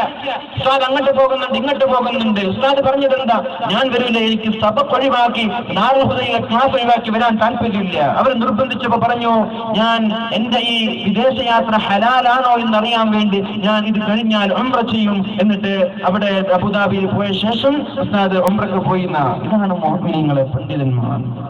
ക്ലാസ് കഴിഞ്ഞു. എന്നിട്ടോ ഉസ്താദ് നേരെ റൂമിലെത്തി. 2, 3, 4 ആളുകൾ മസല ചോദിക്കാൻ വേണ്ടി ഇവിടെ കാത്തിരിക്കുന്നുണ്ട്. ഉസ്താദിനോട് മസല ചോദിച്ചു. മസല പറയുമ്പോൾ ഉസ്താദിന്റെ നാവിങ്ങനെ തളരുകയാണ്. എന്തൊക്കെയോ ഓർഡർ ഇല്ലാത്ത വാക്കുകൾ പറയാൻ തുടങ്ങി. അപ്പോഴാണ് അവിടെ നിന്ന് 2 പേര് ബഹാവുദ്ദീൻ ഉസ്താദിന്റെ അടുത്തേക്ക് ചെന്നത്. ഉസ്താദിനോട് പറഞ്ഞു, ഉസ്താദേ, ശൈഖുന ഓർഡർ ഇല്ലാത്ത വാക്കുകൾ പറയുന്നുണ്ട്, വാക്കുകൾക്ക് കോർവയില്ല, നാവിന്റെ ശക്തി നഷ്ടപ്പെടുന്നുണ്ടോ എന്ന് തോന്നുന്നുണ്ട്. ഉസ്താദ് ഓടി വന്ന് റൂമിൽ കയറി. അപ്പോഴേക്കും ഉസ്താദിനെ കിടത്തിയിട്ടുണ്ട്, ഇവിടെ ബെഡിൽ കിടത്തിയിട്ടുണ്ട്. അവസാനം ക്ലാസ് എടുത്തത് തുഹ്ഫയാണ്. മസ്അല പറഞ്ഞുകൊണ്ടിരിക്കുമ്പോഴാ ഉസ്താദിന്റെ ക്ഷീണം വരുന്നത്. എന്നിട്ട് ഉസ്താദിനോട് ചോദിച്ചു, ഗുളിക കഴിച്ചിട്ടില്ലേ? കഴിച്ചിട്ടുണ്ട്. ഹോസ്പിറ്റലിൽ കൊണ്ടുപോവല്ലേ? വേണ്ട, കൊണ്ടുപോവണ്ട എന്ന് പറഞ്ഞു. നിർബന്ധിച്ചപ്പോഴാണ് കാറിൽ കയറിയത്. കാറിൽ ഇരുന്നിട്ടോ ലാ ഇലാഹ ഇല്ലല്ലാഹ് മുഹമ്മദുർ റസൂലുള്ളാഹ് എന്ന് ചൊല്ലിക്കൊണ്ടേ കാറിൽ പോയി. ഇടക്കിടക്ക് ഫാത്തിഹ ഓതുന്നുണ്ട്. അപ്പോഴൊന്നും നാവിന്റെ തളർച്ചയില്ല. ലാ ഇലാഹ ഇല്ലല്ലാഹ് ചൊല്ലുന്നുണ്ട്. ശരീരിയായ ഒരു സംസാരം പോലും സംസാരിച്ചിട്ടില്ല. ഇടയ്ക്കിടെ ഫാത്തിഹ ഓതുന്നുണ്ട്. ഹോസ്പിറ്റലിൽ പോയി, ബേബി ഹോസ്പിറ്റലിൽ എത്തുമ്പോഴേക്കും പിന്നെ സംസാരിക്കുന്നേ ഇല്ല. 45 ദിവസമായി സംസാരിച്ചിട്ടേയില്ല. തസ്ബീഹ്മാല കയ്യിൽ കൊടുക്കുമ്പോ അതിന്റെ ജപമാലകളിലെ ആ കരുക്കൾ എങ്ങനെ നീക്കുന്നുണ്ട്, സംസാരിക്കുന്നില്ല. അങ്ങനെ ലോകത്തോട് മറുപടി പറഞ്ഞു പോയ മഹാനായ ശൈഖുന ചെറുശ്ശേരി ഉസ്താദിന്റെ പാതയല്ലാതെ ആരുടെ പാതയാണ് പൊന്നു സഹോദര നമ്മൾ പിൻപറ്റേണ്ടത്? ആരുടെ വഴിയാണ് നമ്മൾ പിൻപറ്റേണ്ടത്? ഇവരല്ലേ നമ്മൾ ഹഖ് പറഞ്ഞു തന്നത്? ഇവരല്ലേ സത്യത്തിന്റെ പാത തുറന്നു തന്നത്? ഇവരല്ലേ ആഖിറത്തിന് വേണ്ടി ജീവിച്ച പണ്ഡിതന്മാർ? സ്വന്തം മൊബൈൽ ഫോണിന്റെ നമ്പർ പോലും കാണാതെ അറിയൂല ശൈഖുനയ്ക്ക്. അപ്പൊ നിങ്ങൾക്ക് സംശയിക്കുന്നുണ്ടാകും ഉസ്താദിന്റെ കുറവല്ലേ എന്ന്. അല്ല മുഅ്മിനീങ്ങളെ, നൂറുകണക്കിന് ഗ്രന്ഥങ്ങൾ ബൈഹാട്ടുള്ള, നൂറുകണക്കിന് കിതാബിന്റെ മസാലകൾ മനഃപ്പാടമുള്ള ഉസ്താദിന് ഒരു 10 നമ്പർ മനഃപ്പാടമാക്കാൻ പറ്റാഞ്ഞിട്ടാണോ? അല്ല, അതിനോട് താല്പര്യമില്ല. ഇത് ദുനിയാവിന്റെ കാര്യമില്ലേ, അതിനോട് താല്പര്യമില്ല. ഫോണിന്റെ ബാക്കിൽ നമ്പറിന്റെ ഒരു കടലാസ് എഴുതി വെച്ചിട്ടുണ്ട്. എന്തിനെന്നറിയോ? ആരെങ്കിലും നമ്പർ ചോദിച്ചാൽ അത് ഇവിടെ നോക്കിയിട്ട് പറഞ്ഞു കൊടുക്കുക. അതേക്കുറിച്ച് ചിന്തയില്ല. അങ്ങനെയാണ് മഹാനായ ശൈഖുനാ ചെറുശ്ശേരി ഉസ്താദ്. ഇവരുടെ പാതയല്ലാതെ ആരുടെ പാതയാണ് നമ്മൾ പിൻപറ്റുക? ഒരു പണ്ഡിതന്റെ മരണം അത് ലോകത്തിന്റെ മരണമല്ലേ, നമ്മൾക്ക് നഷ്ടമല്ലേ? ഇതിനേക്കാളും വലിയൊരു നഷ്ടം വരാനുണ്ടോ? അല്ലാഹു തആല സമസ്ത കേരള ജംഇയ്യത്തുൽ ഉലമയ്ക്ക് കരുത്തരായ ഒരു പണ്ഡിതനെ നൽകി അനുഗ്രഹിക്കുമാറാവട്ടെ. അല്ലാഹു തആല സമസ്തയ്ക്ക് നല്ലൊരു പകരക്കാരനെ നൽകുമാറാവട്ടെ. അല്ലാഹു തആല ഖിയാമത്ത് നാൾ വരെ, മരണം വരെ സമസ്ത കേരള ജംഇയ്യത്തുൽ ഉലമയുടെ പതാക മഹാന്മാരുടെ കൈകളിൽ ഏൽപ്പിക്കുമാറാവട്ടെ. അതേപോലെ തന്നെ മഹാന്മാരായ പണ്ഡിതന്മാരുടെ പാതയല്ലാതെ ആരുടെ പാതയാണ് നമ്മളൊക്കെ പിൻപറ്റേണ്ടത്? മഹാനായ ശംസുൽ ഉലമാ ഖദ്ദസല്ലാഹു സിർറഹുൽ അസീം ഒരു മസ്അല വന്നാൽ ഉസ്താദില്ലാതെ മുഷാവറങ്ങളിൽ ഒരു മസ്അല ചർച്ച ചെയ്താൽ ചെറുശ്ശേരി വരാതെ തീരുമാനം എടുക്കരുത് എന്ന് പറയാറുണ്ട്. ചെറുശ്ശേരി ഉസ്താദിനെ ശംസുൽ ഉലമയ്ക്കും മഹാനായ കണ്ണിയത്ത് ഉസ്താദിനും തിരിഞ്ഞതുപോലെ ഒരാൾക്കും തിരിഞ്ഞിട്ടേ ഇല്ല. കണ്ണിയത്ത് ഉസ്താദ് ജുമാ കഴിഞ്ഞു, അവിടുത്തെ ഖതീബ് മഹാനായ ചെറുശ്ശേരി ഉസ്താദാണ്. ചോദിച്ചു, ആരാണ് ഇന്നത്തെ ഖതീബ്? ആരാണ്? ചെറിയ കുട്ടിയാണ്, 22 25 വയസ്സുള്ള ഖതീബാണ് മഹാനായ ചെറുശ്ശേരി ഉസ്താദ്. ആളുകൾക്ക് അദ്ദേഹത്തെ അപ്പോൾ അറിയുന്ന സമയമല്ല, ചെറുപ്പക്കാരനാ. ജുമാ കഴിഞ്ഞു, കണ്ണിയത്ത് ഉസ്താദ് ചോദിച്ചു, ആരാണ് ഇന്നത്തെ ഖതീബ് എന്ന് ചോദിക്കുമ്പോൾ നാട്ടുകാർ പറഞ്ഞു, ചെറുശ്ശേരി മുഹമ്മദ് മുസ്ലിയാരുടെ മകൻ ചെറുശ്ശേരി സൈനുദ്ദീൻ മുസ്ലിയാരാ. കണ്ണിയത്ത് ഉസ്താദ് പറഞ്ഞത് എന്തെന്നറിയോ? മൂർഖന്റെ മകൻ മൂർഖൻ തന്നെ, മൂർഖന്റെ മകൻ മൂർഖൻ തന്നെ. മഹാനായ മുഹമ്മദ് മുസ്ലിയാർ വലിയ പണ്ഡിതനായിരുന്നു, വലിയ തഖ്വയുള്ള ആളായിരുന്നു. ഒരിക്കൽ മഹാന്മാരായ സമസ്തയിലെ ഒരുപാട് പണ്ഡിതന്മാരുള്ള സ്ഥലത്താണ് ഇമാമത്ത് നിൽക്കേണ്ട അവസരം വന്നു. കണ്ണിയത്ത് ഉസ്താദ് പറഞ്ഞു, ഫഖീഹാണ് ഇമാമ് നിൽക്കേണ്ടത്. അങ്ങനെയാണ്, കാര്യമാണോ? ഫഖീഹാണോ ഇമാമ് നിൽക്കേണ്ടത്? ഫഖീഹാണ്. ഫഖീഹാണ് ഇവിടെ നിൽക്കേണ്ടത്. നിങ്ങളുടെ കൂട്ടത്തിൽ ഫഖീഹ് ഞാനാണ്, പക്ഷേ എനിക്ക് ക്ഷീണമാണ്, അതുകൊണ്ട് സൈനുദ്ദീൻ മുസ്ലിയാർ ഇമാമത്ത് നിൽക്കട്ടെ. അടുത്ത സൈനുദ്ദീൻ മുസ്ലിയാരാ. കണ്ണിയത്ത് ഉസ്താദ് തിരിച്ചറിഞ്ഞതുപോലെ, മഹാനായ ശംസുൽ ഉലമ തിരിച്ചറിഞ്ഞതുപോലെ നമ്മൾ തിരിച്ചറിഞ്ഞിട്ടില്ല ശൈഖുനയെ. ചെറുപ്പകാലത്ത് തന്നെ തിങ്കളാഴ്ചയും വ്യാഴാഴ്ചയും നോമ്പ് പിടിക്കുമായിരുന്നു. വലിയ മഹാനല്ലേ ആ ശംസുൽ ഉലമ. ദാറുൽ ഹുദയുടെ തൊട്ടടുത്തുള്ള ചെമ്മാട് ദർസിലേക്ക് ചെറുശ്ശേരി ഉസ്താദ് വന്നപ്പോ ഡോക്ടർ ബാഫുട്ടി ഹാജിയോട് പറഞ്ഞു, ഇപ്പോഴാണ് ചെമ്മാട്ടേക്ക് യോഗ്യനായ ഒരു മുദരിസിനെ ലഭിച്ചത്, യോഗ്യനായ മുദരിസിനെ ലഭിച്ചത് ഇപ്പോഴാണെന്ന് ചെറുശ്ശേരി ഉസ്താദ് വന്നപ്പോൾ പറഞ്ഞു. എന്നിട്ട് പറഞ്ഞു, ദീർഘകാലം ഇവിടെ തന്നെ അല്ലാഹു നിലനിർത്തട്ടെ. ഇന്നും അവിടെ നിലനിൽക്കുന്നുണ്ട്. ചെമ്മാടിൽ തന്നെയാണ് ശൈഖുനാ ചെറുശ്ശേരി ഉസ്താദ് കിടക്കുന്നത്. ഇത് മഹാനായ ശൈഖുനാ ശംസുൽ ഉലമയുടെ വാക്കുകളാണ്. ആ സൈനുൽ ഉലമയുടെയോ ശൈഖുനാ ശംസുൽ ഉലമയുടെ പാടിരോമങ്ങളുടെ വരെയല്ല, ചെറുപ്പിന്റെ അടിയിലുള്ള മണൽത്തരികളുടെ വരെ ഏതെങ്കിലും സംഘടനയുള്ള പണ്ഡിതന്മാർക്കുണ്ടോ? ഇത് ചോദ്യമാണ്, തമാശയല്ല. ഇത് തമാശയല്ല, ഇത് കളിയല്ല, ഇത് വെറുതെ പറയുന്ന വാക്കുകളല്ല. ശംസുൽ ഉലമയുടെ കണ്ണിയത്ത് ഉസ്താദിന്റെ ചെറുപ്പിന്റെ കത്തനങ്ങളിലുള്ള ഏതെങ്കിലും ഒരു മണൽത്തരിയുടെ സ്ഥാനം ലോകത്തുള്ള ഏതെങ്കിലും, ഇന്ന് നമ്മുടെ കേരളത്തിലുള്ള ഏതെങ്കിലും ഒരു സംഘടനയുടെ പണ്ഡിതന്മാർക്ക് പറയാൻ പറ്റോ? മറുവിഭാഗത്തുള്ള പ്രസിഡന്റ് സുലൈമാൻ ഉസ്താദിനോട് അദ്ദേഹത്തിന്റെ ഉസ്താദായ ഓക്കെ ഉസ്താദ് പറഞ്ഞ വാക്കുണ്ട്, എനിക്കൊരുപാട് പ്രഗത്ഭത ലഭിച്ച ആളാണ് ഞാൻ ഓക്കെ ഉസ്താദ്. ഓക്കെ ഉസ്താദ് പറയുന്നുണ്ട്, എനിക്ക് ലഭിച്ച പ്രഗത്ഭരായ ഉസ്താദുമാരിൽ ഒരാളാണ് മഹാനായ ശംസുൽ ഉലമ. എനിക്കൊരുപാട് പ്രഗത്ഭരായ ഉസ്താദുമാരുണ്ടായിട്ടുണ്ട്, അതിൽ പ്രഗത്ഭനാണ് മഹാനായ ശംസുൽ ഉലമ ഖദ്ദസല്ലാഹു സിർറഹുൽ അസീം. എനിക്കൊരുപാട് പ്രഗത്ഭരായ ശിഷ്യന്മാരുണ്ട്, ആ ശിഷ്യരിൽ പ്രഗത്ഭനാണ് മഹാനായ സൈനുൽ ഉലമ ചെറുശ്ശേരി സൈനുദ്ദീൻ മുസ്ലിയാർ എന്ന് മറുവിഭാഗം സമസ്തയുടെ പ്രസിഡന്റായ സുലൈമാൻ ഉസ്താദിനോട് ചോദിച്ചാൽ അദ്ദേഹം പറഞ്ഞു തരും. ഇതൊന്നും നുണയല്ല, അദ്ദേഹത്തോട് ചോദിച്ചു നോക്ക്. മഹാനായ ചെറുശ്ശേരി ഉസ്താദാണ് കിതാബ് വായിച്ചു കൊടുക്കുക. ഓക്കെ ഉസ്താദിന് കിതാബ് വായിച്ചു കൊടുക്കുന്നത് ചെറുശ്ശേരി ഉസ്താദാ. ഇത് കൂടെ പഠിക്കുന്ന ആളുകൾക്ക് അസൂയ തോന്നി. അവരെന്തൊക്കെയോ പറയാൻ തുടങ്ങി. ശൈഖുനാ സൈനുദ്ദീൻ മുസ്ലിയാർ തന്റെ ഉസ്താദിനോട് പറഞ്ഞ കുട്ടികൾ എന്തൊക്കെയോ പറയുന്നുണ്ട്, ഞാൻ വായിച്ചു തരുന്നതിൽ അവർക്ക് താല്പര്യമില്ലാത്തതുപോലെ. അടുത്ത ക്ലാസ്സിൽ മഹാനായ ഓക്കെ ഉസ്താദ് വന്നുകൊണ്ട് കുട്ടികളോട് പറഞ്ഞതെന്തെന്നറിയോ? ചെറുശ്ശേരി വായിക്കട്ടെ, ചെറുശ്ശേരി വായിക്കുന്നതാണ് എനിക്കിഷ്ടം. എന്തേന്നറിയോ? ചെറുശ്ശേരി വായിക്കുമ്പോ കിതാബിലുള്ള എന്റെ ഒരുപാട് സംശയങ്ങൾ തീർന്നു പോയിട്ടുണ്ട്. ചെറുശ്ശേരിയുടെ വായനയിലൂടെ എനിക്ക് കിതാബിലുള്ള സംശയങ്ങൾ തീർന്നു പോയിട്ടുണ്ട് എന്ന് ഉസ്താദ് പറയാം. ഒരു ഉസ്താദിന് സംശയം തീരുന്നത് ശിഷ്യൻ വായിച്ചു കൊടുക്കുമ്പോഴാ. ആ ചെറുശ്ശേരി ഉസ്താദ നമ്മോട് ഇവിടെ പറഞ്ഞത് എങ്ങനെ? അവസാനം പറഞ്ഞത് ലാ ഇലാഹ ഇല്ലല്ലാഹ് മുഹമ്മദുർ റസൂലുള്ളാഹ്. ഇവരുടെ പാതയല്ലാതെ ആരുടെ പാതയാണ് നമ്മൾ പിൻപറ്റേണ്ടത്? ഇതുപോലെയുള്ളൊരു പണ്ഡിതന്മാരെ കൊണ്ടുവരാൻ സാധിക്കുമോ? എങ്കിൽ കൊണ്ടുവാ. ഇവിടെ ഒരു ചലഞ്ചായിട്ടെടുത്തോ. ബഹ്റവിയായ പണ്ഡിതന്മാരുണ്ടോ സമസ്തയിലല്ലാതെ? ഉണ്ടെങ്കിൽ അള്ളാഹു എല്ലാ ആളുകൾക്കും ബോധം നൽകട്ടെ, എല്ലാ ആളുകൾക്കും അള്ളാഹു പുറത്തു കൊടുക്കട്ടെ. ആനായ ശംസുൽ ഉലമയുടെ സംഭവം നമ്മൾക്ക് പരിചയമുണ്ടല്ലോ. ചപ്പാരപ്പടവ് ഞാനെടുത്ത് വായനയിൽ പോയിട്ടുണ്ട്. ആ ഭാഗത്ത് ചപ്പാരപ്പടവ് തൊട്ടപ്പുറത്തുള്ളൊരു മദ്രസ സമസ്തയുടെ മദ്രസയായിരുന്നു. പക്ഷേ ചില മുഅല്ലിമീങ്ങൾ ഗൂഢമായ തന്ത്രങ്ങളിലൂടെ സമസ്തയുടെ രജിസ്ട്രേഷൻ കളഞ്ഞിട്ട് അവരുടെ രജിസ്ട്രേഷൻ ഉണ്ടാക്കി. നോക്കണം നമ്മൾ. എന്റെ പ്രിയപ്പെട്ട പ്രവർത്തകരോട് ഞാൻ പറയാണ്, സമസ്തയുടെ കീഴിലാണ് 10,000 മദ്രസയുള്ളത്. എവിടെ നിന്നൊക്കെയോ ഇറങ്ങി വരുന്ന ഉസ്താദുമാർ നമ്മുടെ സമസ്തയുടെ മദ്രസയിൽ കയറി പഠിപ്പിക്കുന്നുണ്ട്, കുഴപ്പമില്ല. പക്ഷേ അതിൽ ഫിത്നയുണ്ടാക്കുന്നുണ്ട്, അനുവദിക്കരുത്. ഞാൻ പറയട്ടെ, സമസ്തയുടെ മദ്രസയിൽ ഒരുപാട് മറുവിഭാഗത്തുള്ള ആളുകൾ പഠിപ്പിക്കുന്നുണ്ട്.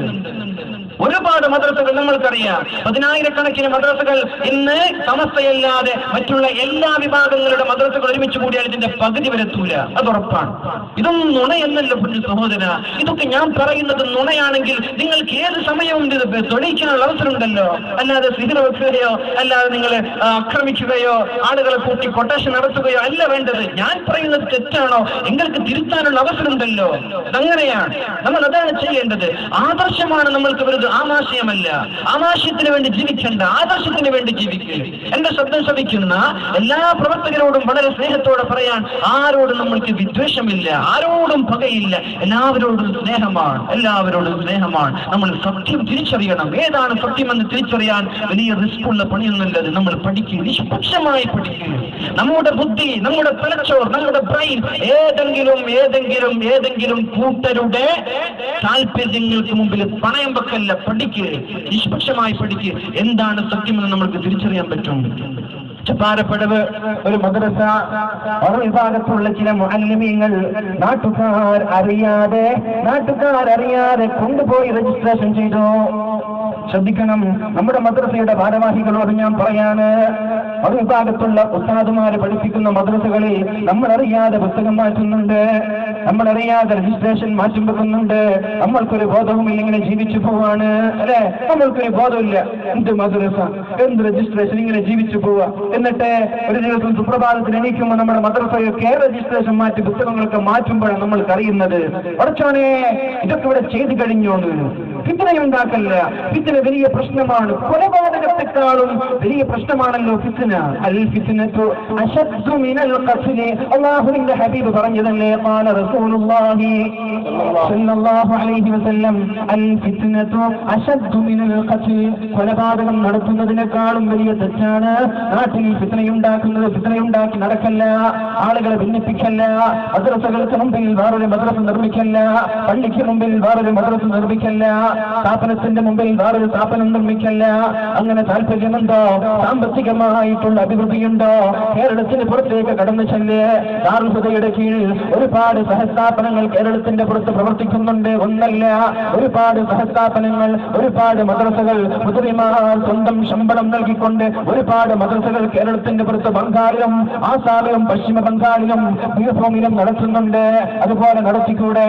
എന്തിനാണ് പള്ളിക്ക് മുമ്പിൽ വേറൊരു പള്ളി, മദ്രസയുടെ മുമ്പിൽ വേറൊരു മദ്രസ? നിങ്ങൾക്ക് ഇഖ്ലാസ് ഉണ്ടോ, ആത്മാർത്ഥതയുണ്ടോ, അള്ളാഹുവിനോടുള്ള താല്പര്യമാണോ നിങ്ങൾ ചെയ്യുന്നത് എങ്കിൽ നിങ്ങൾ ചെയ്യേണ്ടത് പള്ളിയുടെ മുമ്പിൽ വേറൊരു പള്ളി കെട്ടാനല്ല, വേറൊരു പള്ളിയില്ലാത്ത നാട്ടിൽ പോയി മദ്രസയില്ലാത്ത നാട്ടിൽ പോയി പള്ളി കെട്ടലും മദ്രസ കെട്ടലുമാണ് നല്ലത്. ഇഖ്ലാസ് ഉണ്ടെങ്കിൽ അങ്ങനെയാണ് ചെയ്യേണ്ടത്. ഏതായാലും ഞാൻ പറഞ്ഞു വരുന്നത്, മഹാനായ സമസ്ത കേരള ജംഇയ്യത്തുൽ ഉലമയുടെ കീഴിലുള്ള ഒരു മദ്രസയെ വളരെ നിഗൂഢമായി രജിസ്ട്രേഷൻ മാറ്റി, ഒരു സുപ്രഭാതത്തിൽ പുസ്തകവും മാറ്റി. അപ്പോഴാണ് നമ്മുടെ നാട്ടുകാരൊക്കെ എണീറ്റത്. നമ്മുടെ നാട്ടുകാർ അങ്ങനെ എണീക്കാറില്ല. നമ്മൾ പ്രവർത്തിക്കാൻ ഇറങ്ങും. ഇപ്പൊ എത്ര പ്രവർത്തകർ ഉറങ്ങുന്നുണ്ടാവുന്ന വീട്ടില്, ഞാൻ പറഞ്ഞ വിഷയമാണ്. നമ്മുടെ പ്രവർത്തകർ ഇറങ്ങൂല, അത് വിജയിക്കും. സമസ്തയല്ലേ, നമ്മൾ പോയില്ലെങ്കിലും വിജയിക്കും. അതുകൊണ്ട് തന്നെയാണ് അത് അല്ലാഹു ഒരാളെ ഇഷ്ടപ്പെട്ടാൽ, അള്ളാഹു ഒരാളെ ഇഷ്ടപ്പെട്ടാൽ ജിബ്രീൽ അലൈഹിസ്സലാമിനെ വിളിക്കുമെന്നാണ്. എന്നിട്ട് ജിബ്രീലിനോട് പറയും, യാ ജിബ്രീലേ ഇന്നി ഉഹിബ്ബു ഫുലാനൻ, എനിക്ക് ഇന്ന ആളെ വളരെ ഇഷ്ടമാണ്, ഇന്ന ആളെ എനിക്ക് വളരെ ഇഷ്ടമാണ്, ഫഅഹിബ്ബു, അതുകൊണ്ട് നീയും അയാളെ ഇഷ്ടപ്പെടണേ. ശൈഖുന ലോകത്തോട് വിട പറഞ്ഞപ്പോ സമസ്ത കേരള ജംഇയ്യത്തുൽ ഉലമയുടെ 90-ാം വാർഷികം ആലപ്പുഴയിൽ കഴിഞ്ഞു. മടങ്ങി വന്ന ക്ഷീണമുണ്ട്. എന്നിട്ടും എങ്ങനെ ആളുകൾ തടിച്ചു കൂടിയത്? ഓരോ മയ്യിത്ത് നിസ്കാരത്തിനും 10,000-കണക്കിന് ആളുകൾ എങ്ങനെ ഒരുമിച്ച് കൂടിയത്? കൊണ്ടോട്ടിയിൽ നിന്ന് വളരെ പെട്ടെന്ന് ദാറുൽ ഹുദയിലേക്ക് കൊണ്ടുവന്നത് എന്തെന്നറിയോ? എന്തേ കാരണമെന്നറിയോ? തിക്കും തിരക്കും കൂടി കൊണ്ടോട്ടിക്ക് ഒതുങ്ങാനുള്ള സ്ഥലമില്ല.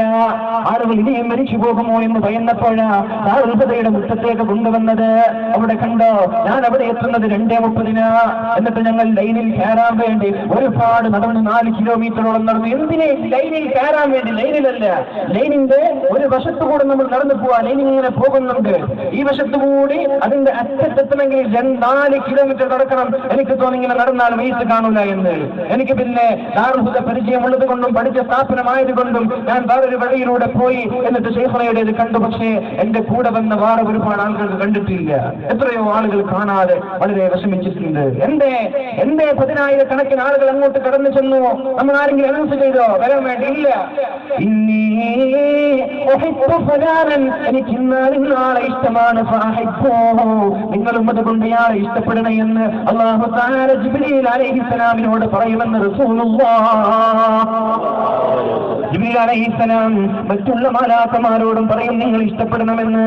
അങ്ങനെ അല്ലാഹു തആല മാലാഖമാർ ഇഷ്ടപ്പെടുമ്പോ നാട്ടുകാരുടെ മനസ്സിലും സ്നേഹം തോന്നും. വിളിച്ചു പറയേണ്ട ആവശ്യമില്ല. ഞാൻ വരണമെങ്കിൽ ഇത്ര ആളുകൾ കൂടണമെന്ന് പറയേണ്ട ആവശ്യമില്ല. ആള് കൂടാത്ത സദസ്സാകുമ്പോ ഇനി ഞാൻ വരില്ലെന്നും പറയേണ്ട ആവശ്യമില്ല. മനസ്സിന് സ്നേഹമുണ്ടോ? അള്ളാഹു സ്നേഹിച്ചുവോ? മാലാഖമാർ സ്നേഹിച്ചുവോ? അറിയാതെ ആളുകൾ കൂടും. പിന്നെ സഹോദര, പ്രസരിക്കേണ്ടതോ അല്ലെങ്കിൽ ആളെ കൂട്ടേണ്ടതോ ആവശ്യമില്ല. പറഞ്ഞുകൊണ്ടല്ല ആളെ കൂട്ടേണ്ടത്, സ്വന്തമായി അറിഞ്ഞുകൊണ്ടാണ് കൂടേണ്ടത്. അത് എപ്പോഴാണ് കൂടുന്നത്? ഭൂമിയിൽ അല്ലാഹു തആല അവർക്കൊരു സ്വീകാര്യത നൽകും. ആനായ ഒരു ഫത്വ നൽകിയാൽ പിന്നെ ഒരു ചോദ്യമില്ല. അവിടെ ആർക്കും അതിന് അഭിപ്രായമില്ല. ഇന്ന് വരെ മഹാനായ ശൈഖുനയുടെ ഫത്വ തിരുത്തേണ്ടി വന്നിട്ടില്ല. മഹാനായ സമസ്ത കേരള ജംഇയ്യത്തുൽ ഉലമയുടെ മദ്രസയുടെ പുസ്തകം മാറ്റുമ്പോഴാ നാട്ടുകാർക്ക് ബോധം വരുന്നത്. തടകുടൻ എഴുന്നേറ്റ് എല്ലാ ആളുകളും പിന്നെ കഴപ്പായി. തളിപ്പറമ്പിലെ SYS-ന്റെ സംസ്ഥാന പ്രസിഡന്റായ മുല്ലക്കോയ തങ്ങളുടെ അടുത്തേക്ക് ചെന്നു. കേൾക്കേണ്ട വിഷയമാണിത്. നിങ്ങൾ കേട്ടുപോ ഇല്ലേ എന്ന് എനിക്കറിയില്ല, എന്നാലും ഞാൻ പറയാം. നമ്മൾ പഠിക്കേണ്ട വിഷയമാണ്. വഫാത്തിന് ശേഷം നമ്മളെ നിയന്ത്രിക്കുന്ന മഹാന്മാർ. SYS-ന്റെ സംസ്ഥാന പ്രസിഡന്റായ തളിപ്പറമ്പിലുള്ള മുല്ലക്കോയ തങ്ങളുടെ അടുത്തേക്ക് നാട്ടുകാർ ചെന്നു. തങ്ങളെ എന്താണ് ചെയ്യേണ്ടത് നമ്മൾ അറിയാതെ ഏതോ ഒരു രാത്രി നമ്മുടെ മദ്രസയുടെ രജിസ്ട്രേഷൻ മാറ്റിയിട്ടുണ്ട്, നമ്മുടെ മദ്രസയുടെ പുസ്തകം മാറ്റിയിട്ടുണ്ട്, എന്താണ് ചെയ്യുക? തങ്ങൾ പറഞ്ഞു, ഒരു വിഷമവും വേണ്ട. ഒരു അഡ്വക്കേറ്റ് ഉണ്ട്, കൃഷ്ണൻ നായർ, അദ്ദേഹത്തിന്റെ വീട്ടിലേക്ക് പോവാൻ നമ്മൾക്ക്. അഡ്വക്കേറ്റ് ഉണ്ട്. തങ്ങൾ ഈ കുട്ടികൾ ഇവരെയും കൂട്ടി ആരായ സയ്യിദവർകൾ ഈ അഡ്വക്കേറ്റിന്റെ വീട്ടിലേക്ക് കടന്നു ചെന്നു. കൃഷ്ണൻ നായരോട് സംഭവങ്ങളെല്ലാം പറഞ്ഞു. എന്താണ് അഡ്വക്കേറ്റ് പറഞ്ഞത്? തങ്ങളെ, എനിക്ക് താല്പര്യമില്ല, ഈ വിഷയത്തിൽ ഇടപെടാൻ എനിക്ക് താല്പര്യമില്ല. എന്റെ രജിസ്ട്രേഷൻ കഴിഞ്ഞു. ഇനി ഈ കേസ് എത്ര ഞാൻ പരിശ്രമിച്ചാലും വിജയിക്കുമെന്ന് എനിക്ക് തോന്നുന്നില്ല. എന്തിനാണ് വെറുതെ ഞാൻ ഏറ്റെടുത്ത് ഞാൻ വഷളാകുന്നത്? അതുകൊണ്ട് എന്നോട് ചോദിക്കേണ്ട, നിങ്ങൾ വേറെ ആരെങ്കിലും കാണൂ എന്ന് മുല്ലക്കോയ തങ്ങളോട് ഈ കൃഷ്ണൻ നായർ, തളിപ്പറമ്പിലുള്ള കൃഷ്ണൻ നായർ പറഞ്ഞു. തങ്ങൾക്ക് വിഷമമായി. തങ്ങൾ ആളൊക്കെ കൂട്ടി വന്നതാണ്, അദ്ദേഹമെല്ലാം ശരിയാക്കി തരുമെന്ന് പറഞ്ഞ് ആളെ കൂട്ടി വന്നതാണ്. തങ്ങൾക്ക് വിഷമമായി. എന്താണ് ഇനി ചെയ്യുക? നാട്ടുകാരോട് പറഞ്ഞു, നിങ്ങൾ വിഷമിക്കേണ്ട, നിങ്ങൾ പോയിക്കോളൂ, നാളെ നമ്മൾക്ക് വേറെ ആരെങ്കിലും പോയി കാണാമെന്ന് പറഞ്ഞിട്ട് നാട്ടുകാരെ തിരിച്ചയച്ചു. എന്നിട്ട് ഉറങ്ങാൻ കിടക്കുമ്പോൾ ഉറക്കം വരുന്നില്ല. എന്താണ് ചെയ്യുക? ആളുകളുടെ മുമ്പിൽ വഷളാവാൻ പോവുകയല്ലേ, എന്താണ് ഇനി ചെയ്യേണ്ടത് എന്നറിയാതെ മഹാനായ ശംസുൽ ഉലമയുടെ പേരിൽ ഫാത്തിഹ ഓതി, ശംസുൽ ഉലമയുടെ പേരിൽ ദുആ ചെയ്തു. പിറ്റേ ദിവസം സുബഹിക്ക് എണീക്കുമ്പോ ഇന്നലെ പോയ വീട്ടിലെ കൃഷ്ണൻ നായർ എന്ന് പറയുന്ന അഡ്വക്കേറ്റ് തങ്ങളുടെ വീട്ടിലേക്ക് എഴുതുന്നു. നോക്കണം, കേൾക്കുന്നുണ്ടോ? ഇങ്ങോട്ട് ശ്രദ്ധിക്ക്. നിങ്ങളുടെ ചെവികളെ, നിങ്ങളുടെ കാതുകളെ ഇങ്ങോട്ട് താമോ. നിങ്ങളെ എന്റെ ശബ്ദം ശമിക്കുന്ന ആളുകൾ, നിങ്ങൾക്കിത് നുണയാണെന്ന് പറയാനുള്ള ധൈര്യം ആർക്കെങ്കിലും ഉണ്ടെങ്കിൽ നിങ്ങൾ പറയുന്നത് പോലെ പ്രവർത്തിക്കാൻ ഞാൻ തയ്യാറാ. വിദേഹത്തിന്റെ ആളുകൾക്ക് സംശയമുണ്ടോ? മറുവിഭാഗത്തുള്ള ആർക്കെങ്കിലും സംശയമുണ്ടോ? ഉണ്ടോയെങ്കിൽ പോയി പഠിച്ചു നോക്ക്. കത്താരപ്പടവിലുള്ള മദ്രസയുടെ സംഭവമാണ് ഞാൻ പറയുന്നത്. ഏറ്റെടുക്കൂല, എനിക്ക് പറ്റൂല എന്ന് പറഞ്ഞ വക്കീൽ പിറ്റേ ദിവസം വന്നുകൊണ്ട് തങ്ങളോട് പറഞ്ഞു, ഞാൻ ഏറ്റെടുക്കാം. തങ്ങൾക്ക് എന്തൊരു അത്ഭുതം! ഇങ്ങനെ ആളുകളുടെ മുമ്പിൽ പറ്റില്ല എന്ന് പറഞ്ഞു നിങ്ങൾ എങ്ങനെ ഇപ്പോൾ ഒരു മാറ്റം വന്നു? എങ്ങനെ ഒരു മാറ്റം വന്നു? അദ്ദേഹം പറഞ്ഞു, ഇന്നലെ രാത്രി ഞാൻ കിടന്നുറങ്ങുമ്പോ എന്റെ റൂമിലേക്ക് ആരോ ഒരാൾ കടന്നു വന്നു. ഞാൻ അയാളെ പോലെ ഒരാളെ കണ്ടിട്ടില്ല, എനിക്ക് പരിചയമില്ലാത്ത ഒരാൾ കടന്നു വന്നു. എന്നിട്ട് ഞാൻ പെട്ടെന്ന് ഞെട്ടി ഉണർന്നപ്പോ അയാളെ കാണുന്നില്ല, എവിടെയോ പോയി. ഞാൻ വിചാരിച്ചു എന്തോ സ്വപ്നമായിരിക്കുമെന്ന് കരുതി ഞാൻ വീണ്ടും കിടന്നുറങ്ങി. കുറച്ചു സമയം കഴിയുമ്പോ നേരത്തെ വന്ന അതേ മനുഷ്യൻ വീണ്ടും എന്റെ റൂമിലേക്ക് കടന്നു വന്നു. കേൾക്കുന്നുണ്ടല്ലോ? വീണ്ടും എന്റെ റൂമിലേക്ക് കടന്നു വന്നു. ഞാൻ ഞെട്ടി ഉണർന്നു. ഞാൻ എണീറ്റ് നോക്കുമ്പോൾ ആളെ കാണുന്നില്ല. ലൈറ്റ് ഓൺ ചെയ്തു. ഭാര്യ ഓടി വന്നു. എന്താണ് പ്രശ്നം? ഭാര്യയോട് പറഞ്ഞു, ആരോ എന്റെ മുറിയിലേക്ക് കടന്നു വന്നു. ഭാര്യ തമാശയാക്കി, ഭാര്യ കളിയാക്കിയിട്ട് ഭാര്യ പറഞ്ഞു, കഥ കെട്ട് പൂട്ടിക്കിടക്കുന്നു, നിങ്ങളുടെ റൂമിലേക്ക് ആരാണ് വരുന്നത്? അത് നിങ്ങൾ സ്വപ്നം കണ്ടതായിരിക്കാം. എന്നിട്ട് കുറച്ചു സമയം ഉറങ്ങാതെ ഉറക്കെല്ലാം നഷ്ടപ്പെട്ട് കിടന്നുറങ്ങി. പെട്ടെന്ന് നല്ലൊരു ഉറക്കം വന്നു, ഗാഠമായ ഉറക്കം. മൂന്നാമതും വന്നു ആ മനുഷ്യന്റെ അടുത്തേക്ക്. എന്നിട്ട് എന്നോട് പറഞ്ഞു, നിങ്ങൾ ഏറ്റെടുക്കൂല എന്ന് പറഞ്ഞ ആ ഒരു കേസുണ്ടല്ലോ, നിങ്ങളത് ഏറ്റെടുക്കണം, ഏറ്റെടുത്തേ പറ്റൂ. എന്നിട്ട് എന്നോട് എങ്ങനെയാണത് ബാധിക്കേണ്ടത്, കോടതിയിൽ പോയി എന്താണ് പറയേണ്ടത്, കോടതി ഇംഗ്ലീഷിലും മലയാളത്തിലും അതിന്റെ നിയമങ്ങൾ എന്നോട് പറഞ്ഞു തന്നു. ഏതൊക്കെ രീതിയിലാണ് നിങ്ങൾ സംസാരിക്കേണ്ടത്, എങ്ങനെയാണ് അവരുടെ വാക്കുകൾക്ക് നിങ്ങൾ മറുപടി നൽകേണ്ടത്, എന്തൊക്കെ ചെയ്താലാണ് നിങ്ങൾ വിജയിക്കുന്നത് എന്ന് മൂന്നാമതൊരു പ്രാവശ്യവും അയാൾ കടന്നു വന്നുകൊണ്ട് എന്നോട് പറഞ്ഞു. ഞാൻ ഞെട്ടി ഉണർന്നു. എന്റെ ജീവിതത്തിൽ ഇന്നേവരെ അങ്ങനെ ഒരു സംഭവം ഉണ്ടായിട്ടില്ല. എന്റെ ജീവിതത്തിന്റെ ഓരോ സായാഹ്നങ്ങളിൽ ആദ്യമായി സംഭവിക്കുന്ന ഒരു സംഭവമാണിത്. എന്നിട്ട് ഞാൻ നിങ്ങളുടെ അടുത്തേക്ക് ഓടി വന്നതാ. അപ്പൊ ചോദിച്ചു, ആരെയാണ് നിങ്ങൾ കണ്ടത്? അയാൾ പറഞ്ഞു, നല്ല വട്ടമുഖമുള്ള ഒരാളാണ്, നീണ്ട താടിയുള്ള ഒരാളാണ്, തലപ്പാവ് ധരിച്ചിട്ടുണ്ട്. അയാളുടെ ആ ഒരു ഗാംഭീര്യം കാണുമ്പോ പേര് ചോദിക്കാൻ എനിക്ക് മറന്നുപോയി. വല്ലാത്ത ഗാംഭീര്യമാണ്. കയ്യിൽ തസ്ബീഹമാലയുണ്ട്, കയ്യിൽ വടിയുണ്ട്. അങ്ങനെ ഒരാളെയാണ് ഞാൻ കണ്ടത്. മുല്ലക്കോയ തങ്ങൾക്ക് തോന്നി ഇത് മഹാനായ ശംസുൽ ഉലമയായിരിക്കുമെന്ന്. നിൽക്കണമെന്ന് പറഞ്ഞു ഓടിപ്പോയി തളിപ്പറമ്പിലേക്ക്. എന്നിട്ട് അവിടെയുള്ള കുട്ടികളുണ്ടാക്കിയ സ്മരണിക കൊണ്ടുവന്നു. ശംസുൽ ഉലമയുടെ ഫോട്ടോ കാണിച്ചു കൊടുത്തപ്പോ കൃഷ്ണൻ നായർ ഇരുന്ന ഇരുപ്പിൽ നിന്ന് എണീറ്റ് പോയി. ബഹുമാനം കൊണ്ട് ഇദ്ദേഹത്തെ തന്നെയാണ് ഞാൻ കണ്ടത്, ഇദ്ദേഹമാണ് എന്നോട് വാദിക്കാൻ പറഞ്ഞത്. നിങ്ങൾ കേട്ടിട്ടുണ്ടോ എന്ന് എനിക്കറിയില്ല. എന്നിട്ട് വാദിച്ചു. സമസ്തയുടെ കീഴിലേക്ക് മദ്രസ തിരിച്ചു വന്ന് മരിച്ചുപോയ, ലോകത്തോട് വിട പറഞ്ഞു പോയ മഹാനായ ശംസുൽ ഉലമ ബഹുനിരായ നജുമുദ്ദീൻ തങ്ങൾ വരുന്നുണ്ട്. ഞാൻ കേട്ടിട്ടുണ്ട്, കണ്ടതാദ്യമായിട്ടാണ്. വരെ കാണണമെന്ന് ആഗ്രഹത്തോടു കൂടി വന്നതും കൂടിയാണ്. അല്ലാഹു അക്ബർ, അല്ലാഹു അക്ബർ, അല്ലാഹു അക്ബർ.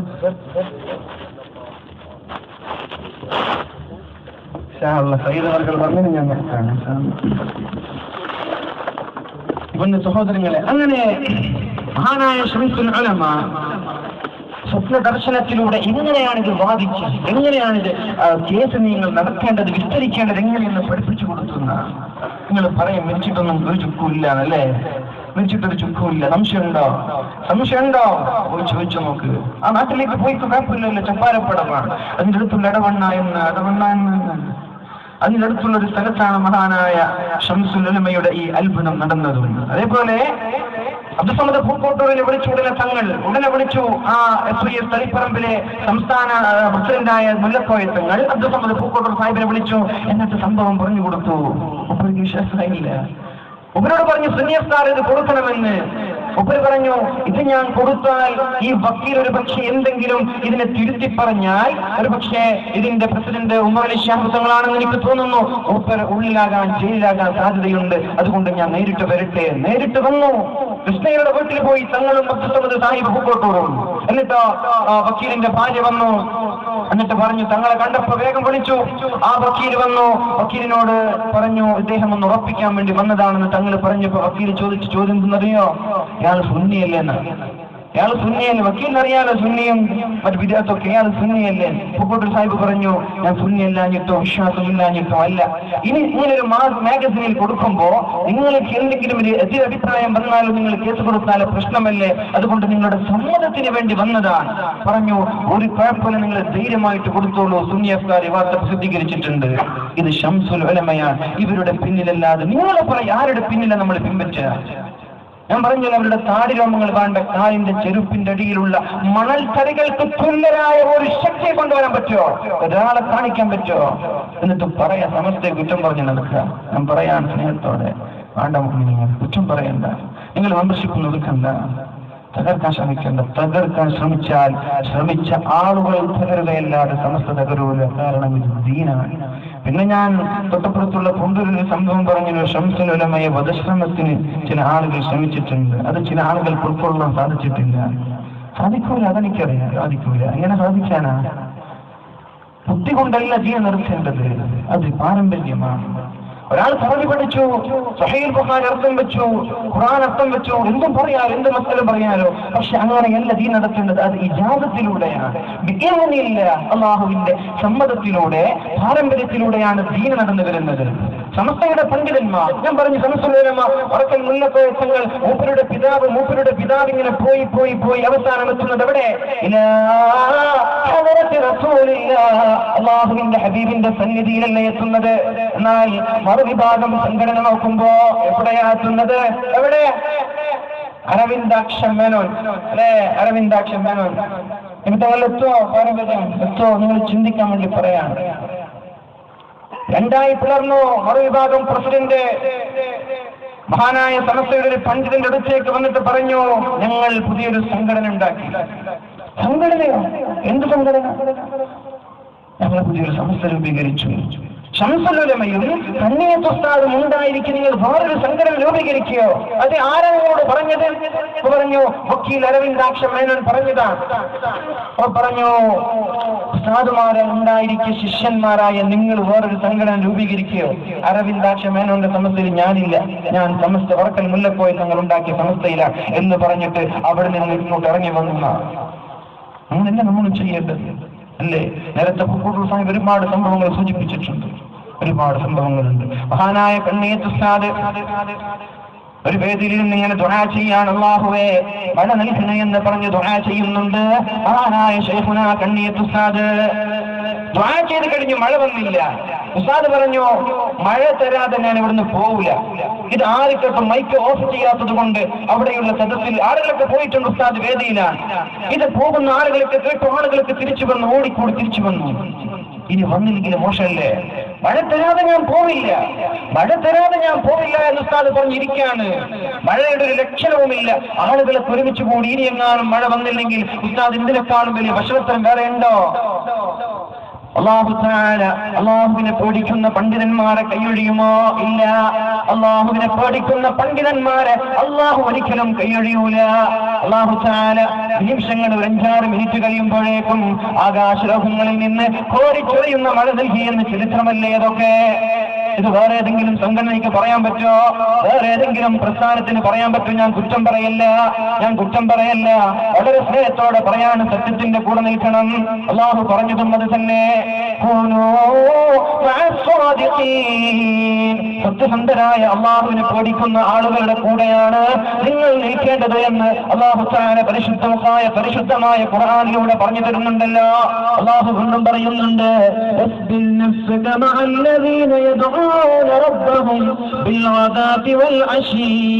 ആരുടെ കൂടെയാണ് നിൽക്കേണ്ടത്? ഒറ്റയ്ക്ക് നിൽക്കല്ല.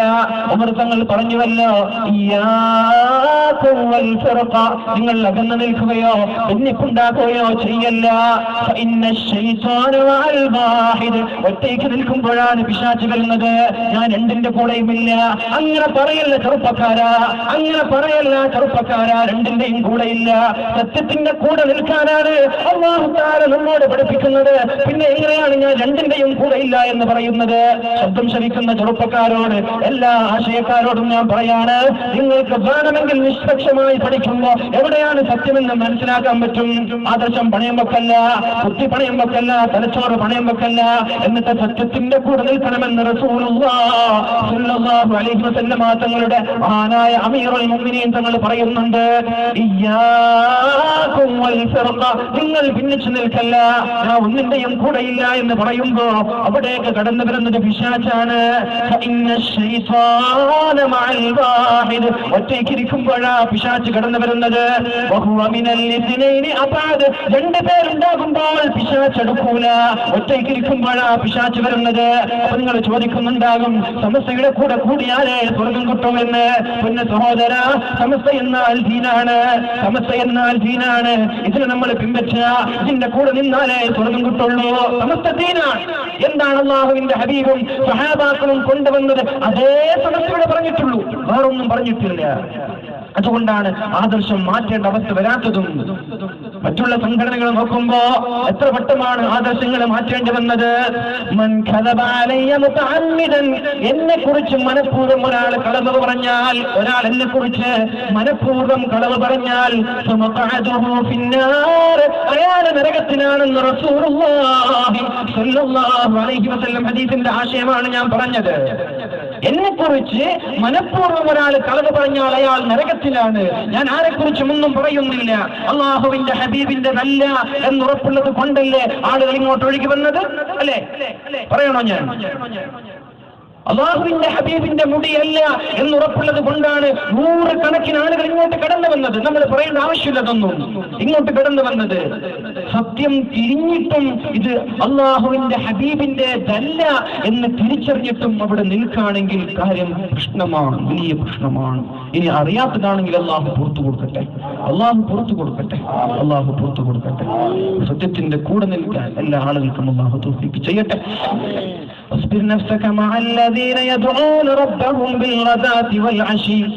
വൈകുന്നേരങ്ങളിലും രാവിലകളിലും അല്ലാഹുവിനെ ഭയപ്പെടുന്ന ആളുകളുടെ കൂടെ നിങ്ങൾ ക്ഷമിച്ചു നിൽക്കണമെന്ന് പരിശുദ്ധമായ ഖുർആൻ നമ്മോട് പഠിപ്പിക്കുകയാണ്. അല്ലാഹുവിന്റെ പ്രീതി ആഗ്രഹിക്കുന്ന ആളുകളല്ലേ ഇവരൊക്കെ? സമസ്ത കേരള ജംഇയ്യത്തുൽ ഉലമയുടെ പണ്ഡിതന്മാർ കൊണ്ടുവന്നതെന്താ? മഹാനായ മൂസാ നബി അലൈഹിസ്സലാമിന്റെ ആ ഒരു സംസ്കാരമല്ലേ കൊണ്ടുവന്നത്. സമയം വയ്യ,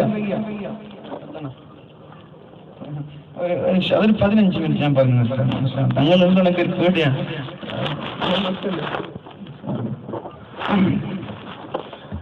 മഹാനായ മൂസാ നബി അലൈഹിസ്സലാമിനോട് അല്ലാഹു പറഞ്ഞു കൊടുത്തത് എന്താ? അത് തന്നെയാണ് സമസ്ത ഇവിടെ ചെയ്തത്.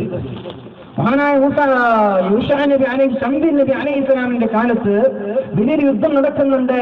ആ നബി ദാവൂദ് എന്ന് പറയുന്ന ഒരാളെ യുദ്ധത്തിന് പറഞ്ഞേക്കുന്നുണ്ട്. ആ സമയത്ത് ആളുകൾ എന്ത് പറഞ്ഞു? അയാൾക്ക് അധികാരം പറ്റില്ല, അയാളുടെ കയ്യിൽ പൈസയില്ല, അയാളെ അധികാരം കൊടുക്കാൻ പറ്റില്ല. ജാലൂത്തിനെ കൊല്ലാൻ വേണ്ടി, ജാലൂത്തിനോട് യുദ്ധം ചെയ്യാൻ വേണ്ടിയിട്ടാണ് മഹാനായ ശംബീൽ അലൈഹിസ്സലാം ഒരാളങ്ങോട്ട് പറഞ്ഞേക്കുന്നത്. ആ ആളുകൾ അത് ഉൾക്കൊണ്ടില്ല. അപ്പോഴാണ് പറഞ്ഞത്, നിങ്ങൾ അയാളെ ഉൾക്കൊള്ള കാരണം അയാളുടെ കയ്യിലൊരു പെട്ടിയുണ്ട്. ആ പെട്ടിയിൽ എന്താ ഉള്ളത്? ഖുർആനിന്റെ വചനമാണ്, എന്റെ വാക്കുകളല്ല, ഞാനല്ല ഇത് പറയുന്നത്. അതിൽ അള്ളാഹുവിന്റെ സഖീനത്തുണ്ട്. അതേപോലെ മഹാനായ മൂസാ നബി അലൈഹിസ്സലാം ഇട്ട് തേഞ്ഞു പോയ ചെരുപ്പുണ്ട്. നോക്കണം, നമ്മൾ ഇങ്ങോട്ട് ശ്രദ്ധിക്കുക. ഞാൻ നിർത്താൻ പോവാണ്, ഇങ്ങോട്ട് ശ്രദ്ധിക്കുക. മൂസാ നബി അലൈഹിസ്സലാം ഇട്ട് തേഞ്ഞ ചെരുപ്പുമായി യുദ്ധത്തിന് പോവാ. മൂസാ നബി അലൈഹിസ്സലാമിന്റെ വടിയുണ്ടതിൽ, മൂസാ നബി അലൈഹിസ്സലാം യൂസുഫ് നബി അലൈഹിസ്സലാമിന്റെ വസ്ത്രമുണ്ടതിൽ. നമ്മൾ ശ്രദ്ധിക്കണം. ഒരു പെട്ടിയുണ്ട്, ആ പെട്ടിയുമായിട്ട് അയാൾ യുദ്ധത്തിന് പോവാൻ. ഈ പെട്ടിയുള്ളത് കൊണ്ട് വിജയം താലൂത്തിന്റെ കയ്യിലാണെന്ന് മഹാനായ ശംഖീൽ അലൈഹിസ്സലാം പറയാൻ. പെട്ടിയിൽ എന്താ ഉള്ളത്?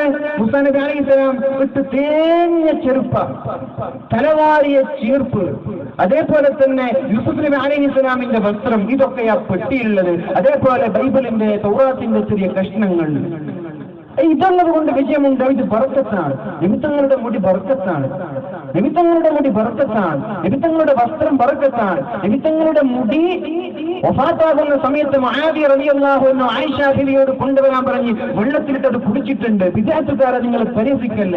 തൽഹ റളിയല്ലാഹു അൻഹുവിനോട് മുടി പഠിച്ചു കളഞ്ഞിട്ട് മഹാനായ റസൂലുള്ളാഹി സ്വല്ലല്ലാഹു അലൈഹി വസല്ലം പറഞ്ഞു, ഇത് ആളുകൾക്ക് നീ വീതിച്ചു കൊടുക്കണം, ആളുകൾക്ക് വീതിച്ചു കൊടുക്കണമെന്ന് അള്ളാഹുവിന്റെ ഹബീബ് പറഞ്ഞിട്ടുണ്ട്. സഹാബാക്കൾക്ക് അത് എടുത്തിട്ടുണ്ട്. പക്ഷേ ഇത്രത്തോളം നീണ്ടു കിടക്കുന്ന കെട്ടുമുടി അള്ളാഹുവിന്റെ ഹബീബ് കൊടുത്തിട്ടില്ല, അള്ളാഹുവിന്റെ ഹബീബ് കൊടുത്തിട്ടില്ല. അള്ളാഹുവിന്റെ റസൂലിന്റെ മുടിയാണെങ്കിൽ മർക്കസിന്റെ മുറ്റത്തേക്ക് വന്നുകൊണ്ട് വെള്ളം കുടിക്കാൻ ഞങ്ങൾ തയ്യാറാ. ആർക്കും അതിൽ സംശയമില്ല. സുന്നത്ത് ജമാഅത്തിന്റെ ആശയമാണത്. വിദഅത്തുകാരാ, നിങ്ങളതിനെ എതിർക്കാൻ നിൽക്കല്ല. മുആവിയ റളിയല്ലാഹു അൻഹു സുന്നത്ത് ജമാഅത്തുകാരനാ, ഞങ്ങളും സുന്നത്ത് ജമാഅത്തുകാരനാ.